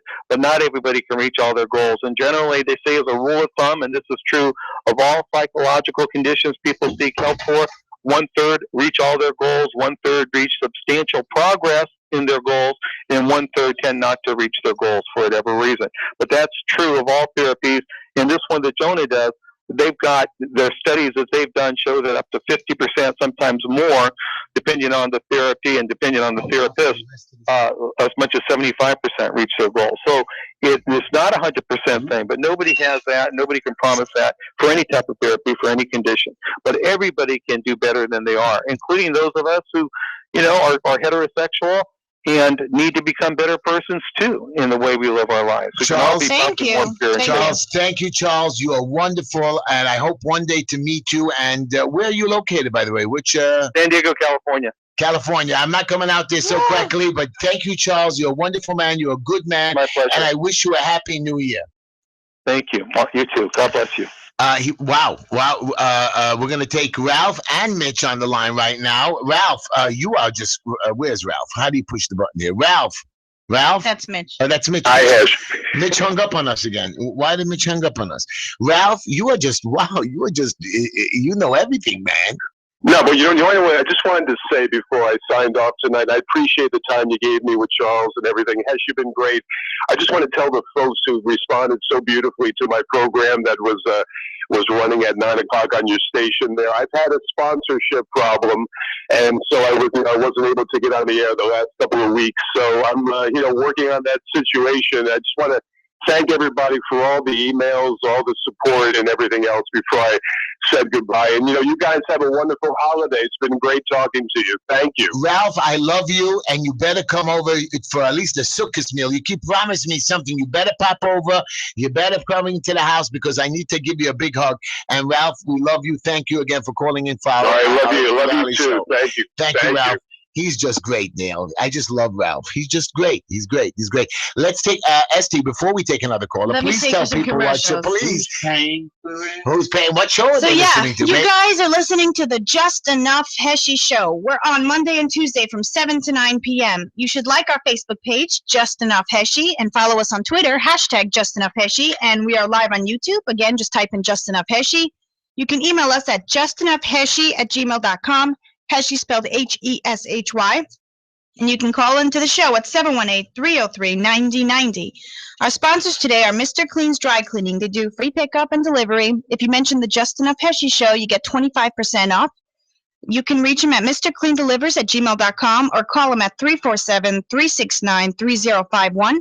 We have the Black Label electronic cigarettes. You can go to blpremiumesig.com or call Mikey at 561-239-5941. Greenline Building Solutions. They do asbestos and lead inspection, DOB, HPD, code compliance. They lift stop work orders and they do free consultation. You can reach them at 718-871-0382. And a shout out to Hooked on Fashion on between Avenue I and J on East 12th, behind the fruit store. Go there before the holidays. Anyways, everybody, by the way, Linda, my wife, she's sitting, she's mourning and sitting shiva for her father, and you're all welcome to come say hello or feel bad for her, or just give her a call or send an email. I posted the address on the website, so all are welcome, or just make a phone call or send an email of condolences. Mitch, you're on the air. Mitch, can you hear me? You're on the air with Uncle Heshy and Neil. What'd you say, Neil? What's that? Hey, how you doing? Hi, Mitch. Did you hear what was going? We're doing great, Mitch. Did you hear what was going on till now? Oh boy, first of all, let me tell you, you know my situation with this, okay? I agree very much in gay marriage, but I want to make a point to Norman. You are not a bigot if you disagree with that concept. If you are an Orthodox rabbi, or if you are a priest, or somebody who's religious, they have a right to believe what they feel. Let's debate it. Don't call people names, and don't say that Heshy and Neil and Heshy belong in the KKK. That's not insulting. No, I don't find it funny. I don't find it funny. I'm laughing at Norman because I can't believe that a guy like me, who defends the poor, who defends religion, defends gay marriage, he would let me be called a bigot. That's why I'm shocked. I'm very shocked. But even if you were solidly against it, okay, there's a difference between outright hatred and someone who's against certain things based on their religious values. Remember one thing, okay? If you, as Orthodox Jews, for example, we're not allowed to eat certain things. Now, we could say, we hope the whole world doesn't eat pig or shrimp or all that other good stuff, right? But it's something we believe in. We can't have, in other words, if you're going to come to my house, you can't have that stuff. I don't say that you should have it in your house, but you can't have it in mine. I'm going to keep a kosher house. You're not allowed to have that. You're on the mark, Mitch. You're on the mark. I love you, Mitch. You're a good man. Cancel my invitation. Mitch, I want to just say, Mitch, thank you for calling us in season 1. You are a wonderful caller. Tell me what, after the Yom Tovim and Sukkot and all the other fun stuff, first of all, I can't wait till season 2. And people, first of all, I just wanted to tell you, since that I did not, by the way, in a sense, discover you in the first weeks of your show, what's going to be funny is I'm going to go on YouTube and find the first few shows and see how you're growing. We were so out of it at the beginning. Oh, I love it. I want to hook up Mitch with Mitch, Neil wants to ask you something. We got Norman back on the phone. Could you hook up and have a conversation? Absolutely. Okay, go ahead. Put Norman through. Norman, before you insult me, you're on the air, so go ahead. You know what gets me angry with Talk to Mitch. Wait a second. I want to bring up a point. There was some guy that called up. I think his name is Roman, and he said that gay people should be put on an island by themselves. Now, this is no different than what the Nazis did. They did things like that towards the Jews, towards the communists, towards the priests. That's where he got it from. He was a Soviet person. Listen, this is the same thing. It's just nonsense.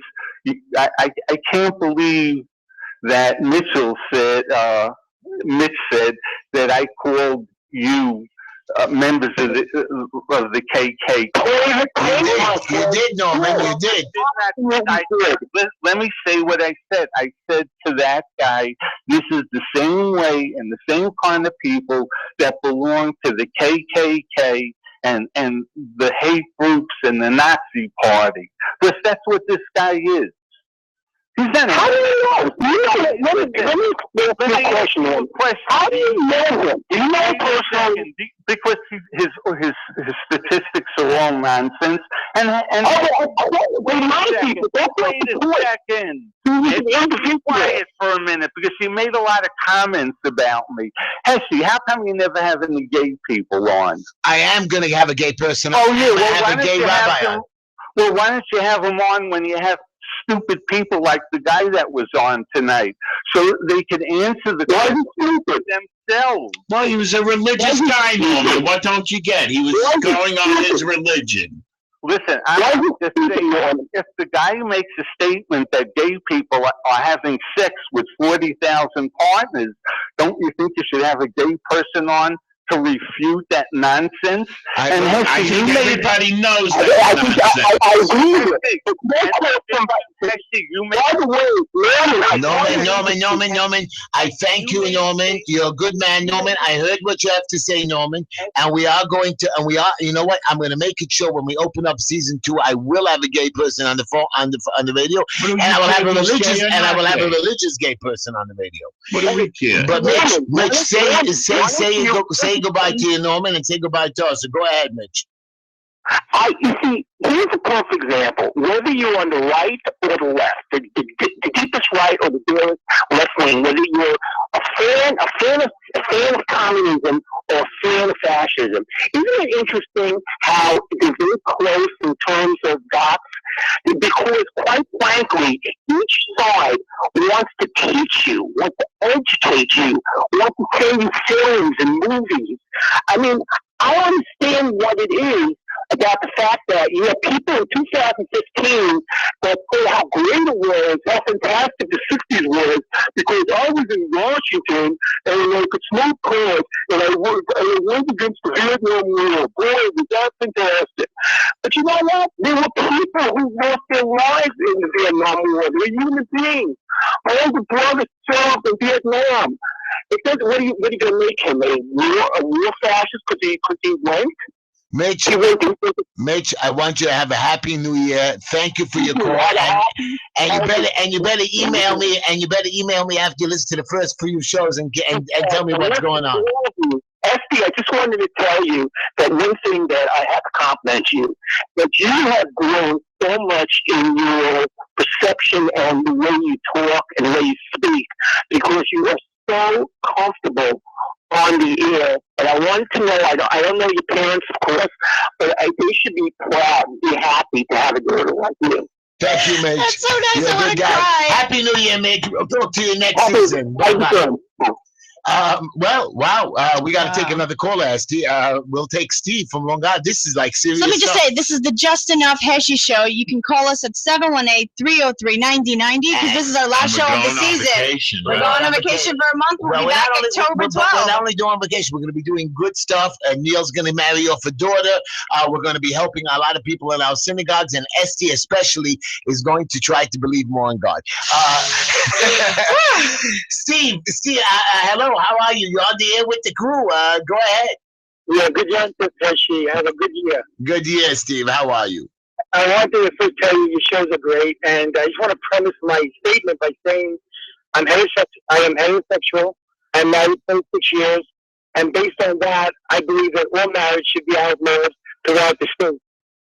But the fact that the United States Supreme Court defined what marriage should be, it's basically marriage between two consenting adult human beings. And that's how we defined it. And even though you may be religious or not religious, religion should not play a role as to define what people want to do that are willing to consent to that. You're on the money. Steve, you're on the money. Steve, you're on the money. And I thank you for your comments, Steve. And this is what Esty said yesterday. Yep. Yeah. Steve, you have a very good new year, and I hope you listen to our old shows and come back on season 2 and give us a call. We will.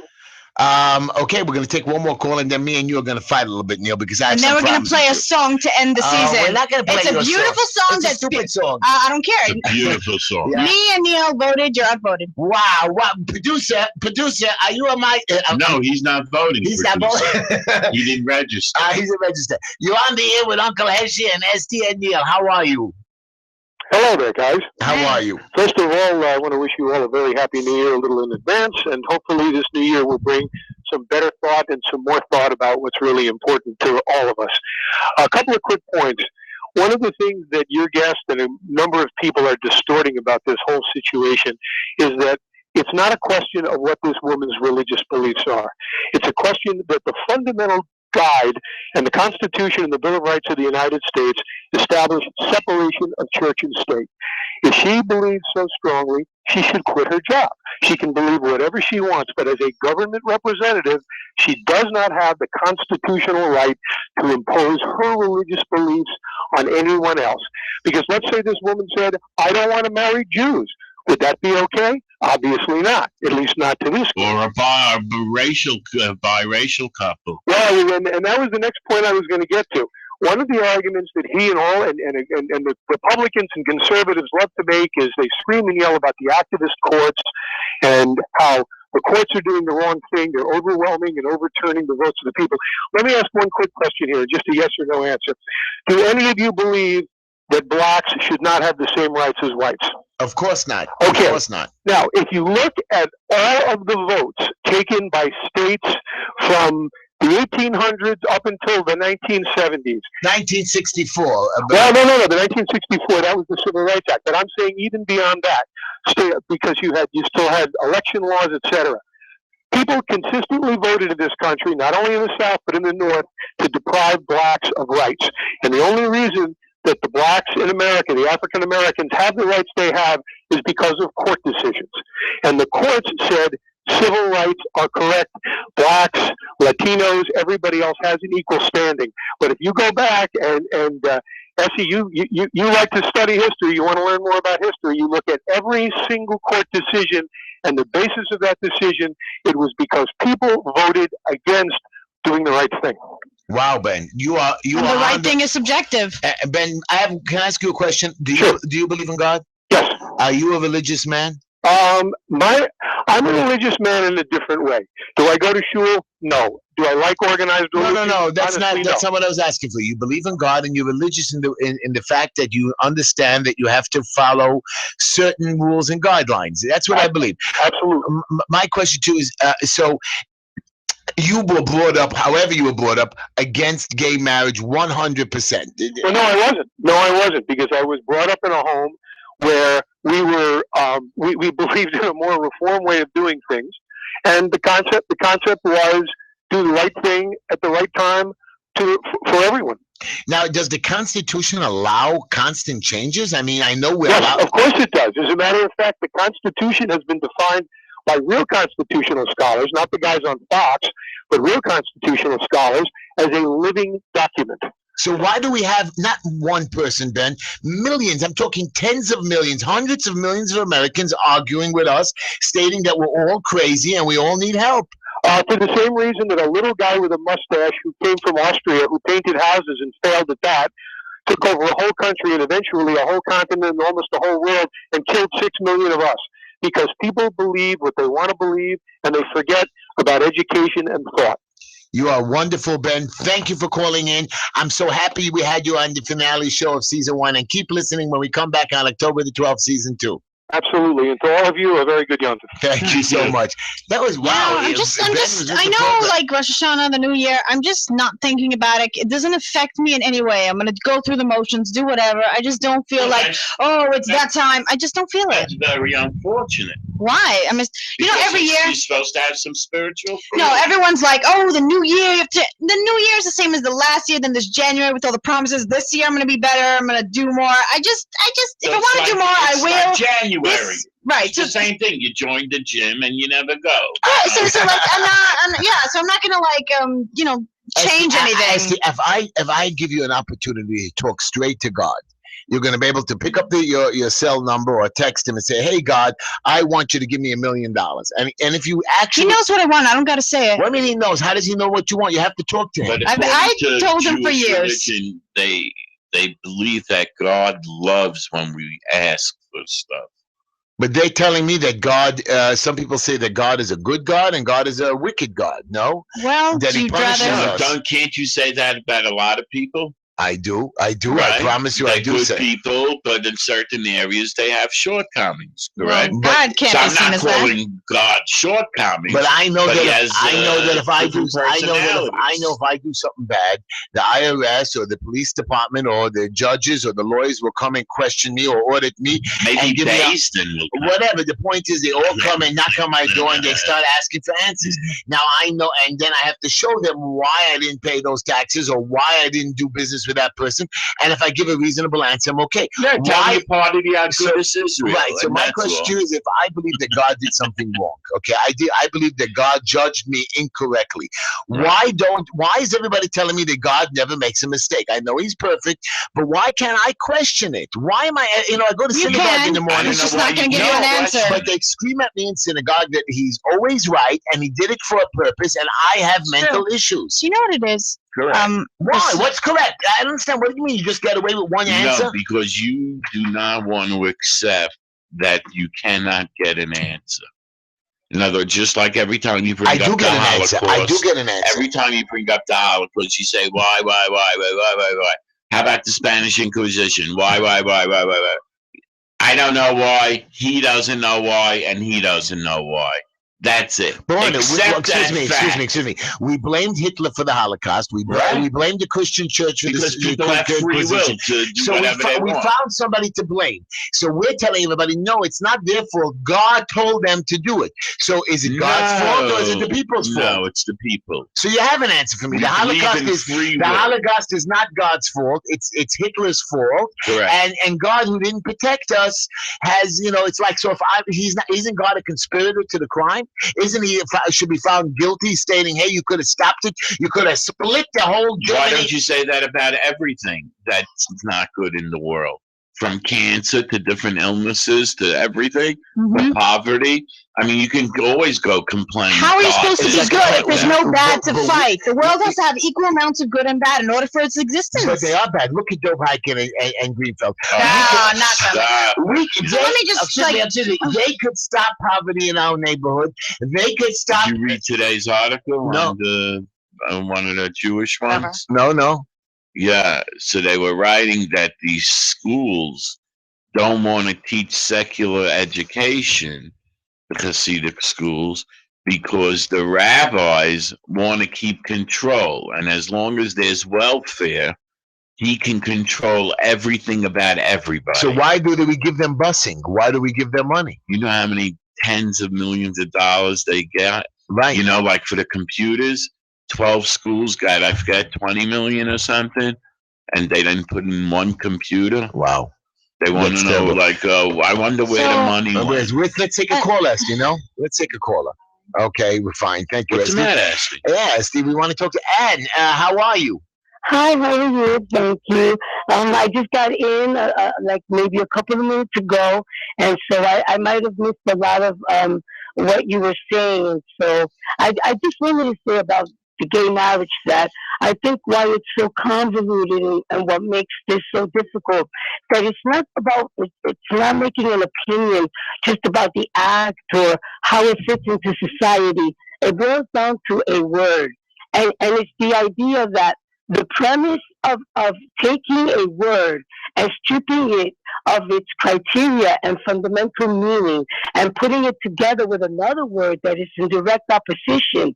If you are gay, which is the coming together of the same gender, then you put that together with marriage, which is specifically the unity of a man and a woman. It's like asking for ice cream soup.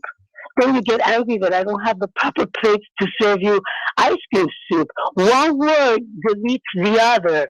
You can't have ice cream soup because the heat of the soup ruins the ice cream, and it can, and the coldness of the ice cream makes the soup tepid and nasty. So are you saying that the Webster Dictionary would send everybody a copy and change what they write for the definition of marriage, so then it'll be okay?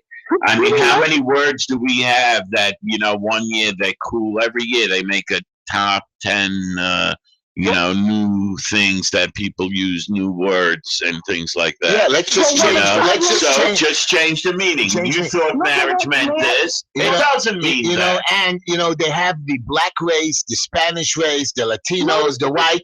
Many years ago, if a black person married a white person, I think they went to jail or they were punished.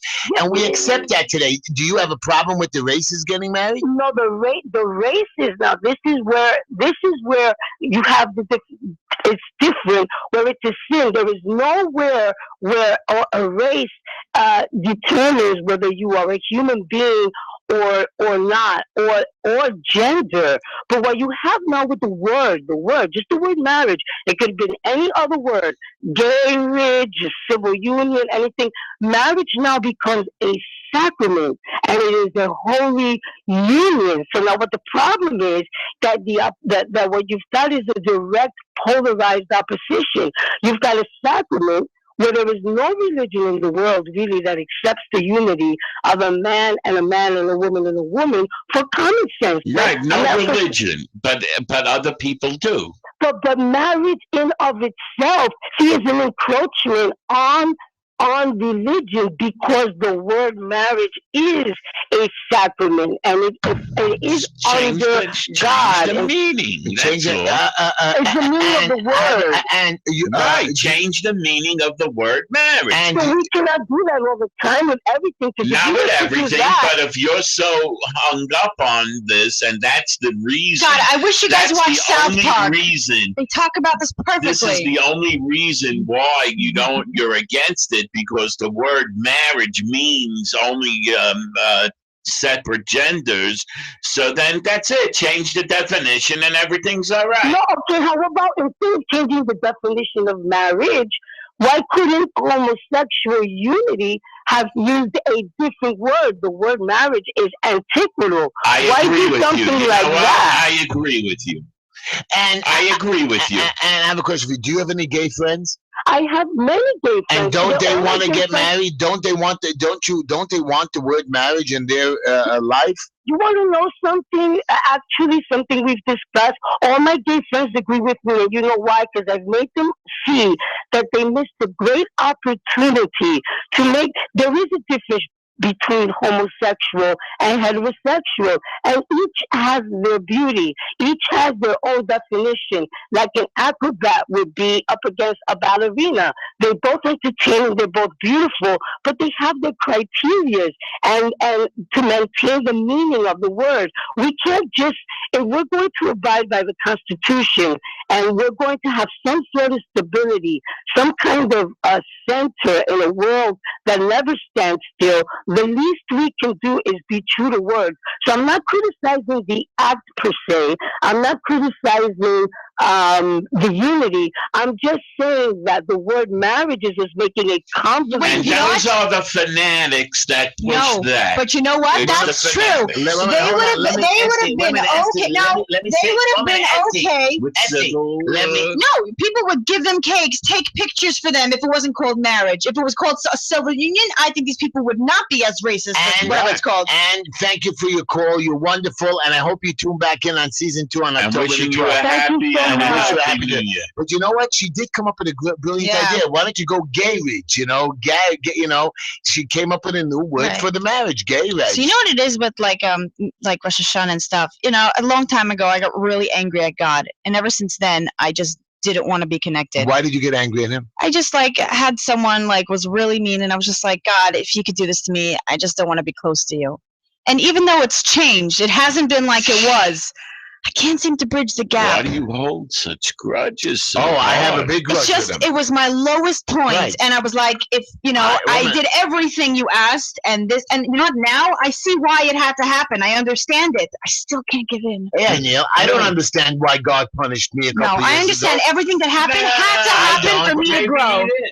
Maybe he didn't punish you. So who punished me? Maybe you weren't punished. Maybe you punished yourself. No, maybe you weren't punished. I believe I was punished. I went through a very difficult time. Sometimes you weren't punished. Sometimes That's bad part things. of life. Hold on, I got it. You know who was punished? Who? The couple that was killed with their future son-in-law in the car on Route 17, and he didn't even crash into another car. What happened? He seems like he was going to switch to the left lane, and then he realized he couldn't because there was a car there, so he went all the way to the right, and it seems he went too much to the right, and then he went back quickly to the left, and the car flipped over in the air a few times, and 3 people are dead, and 2 or 3 people are in the hospital. And so he was punished. Okay. You don't think that's punishment? So the kids were punished. Wait, hold on. Right. Sometimes bad things happen for a reason, but sometimes the reason is that you're stupid and you don't know how to handle things. That's something like that. Right. So yeah, so we're getting to that point. You can't put it on someone else, whether it's God or your parents or your Rebbe or anything. The blame game. The bottom line is your life, you have to deal with it. Finished. Everybody's got a bag of good, mixed, evil, whatever it is, torture, punishment. You know, people would have nightmares every night. You know? I do. I have nightmares. Besides you. Right. Why not answer you? Answer me. Why can't you fix me? Because you're you, and you will always be. Well, anyways, I want to, especially if you don't want to pay for that therapy. I want to ask you both a question. My friend was in the car with me today, and he was telling me, "Listen, Ash, you know they have buses for kids between pre-grade to 6th grade. After 6th grade, these kids I consider till 9th grade elementary school. How come they don't let the kids in 7th and 8th grade go on buses? Why don't they give them free busing? Why must we pay for it? Why do you want to pay half? No, but it's not pay half. They don't pay half. They don't give them buses. And the point is they give them a free Metro card. How do you let a 12-year-old girl, 13-year-old girl go on a bus by herself to school and back at night? It's crazy. Oh, my mother doesn't let my sister go on the train anywhere alone. She's 14. What? Usually they're going with other kids in the school. They're not. You know, my son comes all the way home to Borough Park, and he has to come home. He goes home with one kid half the way, and the other way he's home alone. On a bus. It's scary. At 9, 7, 8 o'clock at night, they're having a young boy. Scary? It's scary. Yeah. You see today, I used to go riding the bus system all over the place. I was 10, 11 years old. You and me especially. But I believe that these schools should take some of their extra money and provide buses all the way to high school and middle school. They don't. You know, they have money from the government for that. The government gives them busing money. And they don't use it. If you would know all the programs the yeshivas get and all the money they get, you would be amazed. You would freak more than I freak about it. Wow. Okay? They get a lot of money, and then they take the parents and they squeeze you like a wet mop until you're dry to the bone. Right. That's it. And then they squeeze you again. And if you're a guy with vouchers, you know, some schools, they may work it out with you. It's all good, whatever it is. There should be a limit to how much they can charge. And other schools, that's it. They just, screw it. The vouchers for after school, there's that, there's tuition, blah, blah, blah, you know, and that's it. They're making money hand over fist. So do we shut down these yeshivas that do not want to provide a proper secular education? No. Let them do whatever they want. Why? You know why? Why? Because if they don't care about themselves, I'm not going to care about them. Yeah, but the people that are religious or Christian have to follow their religion. They have nowhere to go. So now they're stuck with these footsteps. Okay. And don't forget about the Aguna group. People should be familiar. There is help out there. There's help for everything. Today's day. We promised to mention it on shows, so I'm mentioning it. Rabbi Jeremy Silva, I'm still waiting for Rabbi Jeremy Stern. I'm still waiting for you or a representative to get in touch with me. And you know who else bothers me? There's two organizations, religious organizations that suck money from the Jewish people and the government. An organization called Aleph, like the letter, and another one called Draw. Isn't that what was the other one? Draw. What's so it Aleph for? is Lubavitch. Lubavitch. And these guys promise to help people in prisons or their families. They make this big party, every year to get the family out. But the truth of the matter is they barely reply. They barely answer you back. Most people hate them to They're this like day. politicians. And if you give them enough money, yes, they'll push themselves around. Why are we allowing these nonprofits to get away with it? Why don't we stand up and say, listen, shut them join down. and get some No, money? that's why you have all these nonprofits in a place like Borough Park, Wheelansburg, because everybody is not happy with the one who's doing whatever now, so they get into it. Wow. This is not right. And they each build their own building. They each have their own administration. They each have their own salaries, their own this. It's ridiculous. It's ridiculous. If you would take all the organizations in Borough Park and put them all in one building under one roof, that's it. They just each take care of something. Saskim, to this one, to that one, to that one. Each take care of different things, and that's it.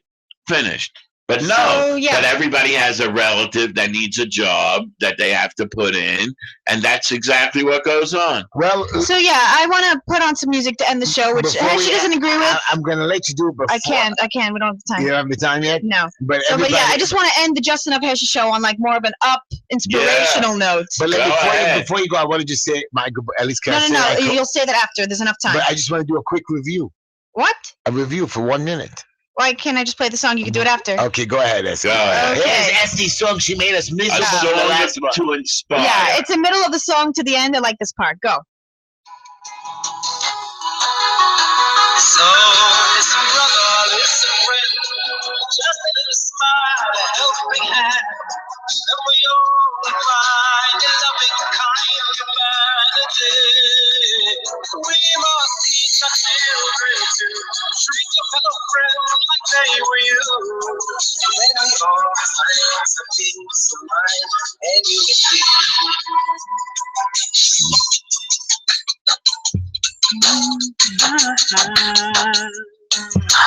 Ego soaring by, could you lift him up with you now? Fly him home, justice, pride, and freedom. Oh, his eyes are gazing wide from behind the bars he prays now. With faith, with joy, oh, I'll wait to greet him. Ages rushing by, writing chapters full of sorrow. Webs of self-destruction are weaving. If we don't even try, there's no hope for our tomorrow. What's it all worth if we are not achieving? So listen, brother, listen, friend, just a little smile every hand. And we all find a loving kind humanity. We must teach our children to treat your fellow friends like they are you. And then we all will find some peace of mind and unity. So listen, brother, listen, friend, just a little smile, a helping hand. We all find a loving kind humanity. We must teach our children to treat your fellow friends like they are you. And no one will find some peace of mind and unity. So I just wanted to end it on that like note of inspiration. Be kind to your fellow brothers. I sound like him now, right? You know what, Esty? I agree with you. Our show over the last season 1 did try to preach unity, love, and that's what I want you all to take with you, everybody. Your holiday season's coming, whether you believe in it or not, whether you believe in God. Every day should be a day that you go out and help somebody. Help Stick your up, neighbor. help you, but stick up. Build a sukkah. Help him build a Right, sukkah. go build it. Help stand up. If you see somebody needing help crossing the street, if you see some thugs on a train, stand by the people. Don't hide. You see somebody that just needs a little bit of hug or a smile or a little bit of charity. Fight to give that charity. Fight to serve the poor. Make it your business to stop hunger. You know, and even if you can, do what you can. You know, every little bit counts. And most importantly, call your councilman, Felder, Deutsch, Heiken, and Greenfeld, and say, listen, I promise you we're not going to vote for you in the next election. You're gone. Stand with your Satmar Rabbi. Stand with the stupid... and vote for me. Stand with the Bobber Rebbe and the Lubavitcher Rebbe. There are two Bobber. Right, two Bobber. Stand with those guys, and we're still not going to vote for you because... And there's two somethings. And there's nothing to do with money. Right, nothing to do with money. We don't want you to suck us anymore. You know we're gonna rip us off. We know you're gonna tax us to death. We don't care anymore. Anyways, everybody. And by the way, why is dairy Chalav Yisroel like literally double the price? Right, all the food prices. All the same. It's crazy. Heiken screams on the holidays, all the prices rise. Right. Why is kosher food not double? It's really actually double, especially on dairy. Right, it's crazy because Heiken knows that he gets kickbacks from those little people. That he never opens his mouth on that. Oh, you think he gets kickbacks? He must get something. He doesn't open his mouth during the year. I wonder what he got. Maybe he gets steak. Anyways, everybody, you've been listening to the Just Enough Heshy Show. Heshy, I want to say thank you for allowing me on the show. Yeah, and same. Me. You know, it's been a journey. Otherwise, I wouldn't know how I would live. And being the financial backer of this show, you know what? May God bless you with many, many, many bigger and greater opportunities. And you should take advantage of it. Thank you. Esty, you are beautiful. You are great on my show. Yeah, you see how much we've grown. You see the beginning episodes. It's like different world. And I promise you this. On Yom Kippur, on the holy day, I'm going to pray for you and all my audience. Of course, I'm going to want more of the audience. And of course, my producer. We can't forget about Mr. Producer. You've been wonderful. Even though you screwed up a bunch of shows, we love you. And here's my goodbye quote. And I hope this holds you for the next month. We live in a wonderful world that is full of beauty, charm, and adventure. There's no end to the adventures that we can have if we only seek them with our eyes open. Please, everybody, come back season 2. We love you. Do good. Happy New Year. Happy holidays. Goodbye.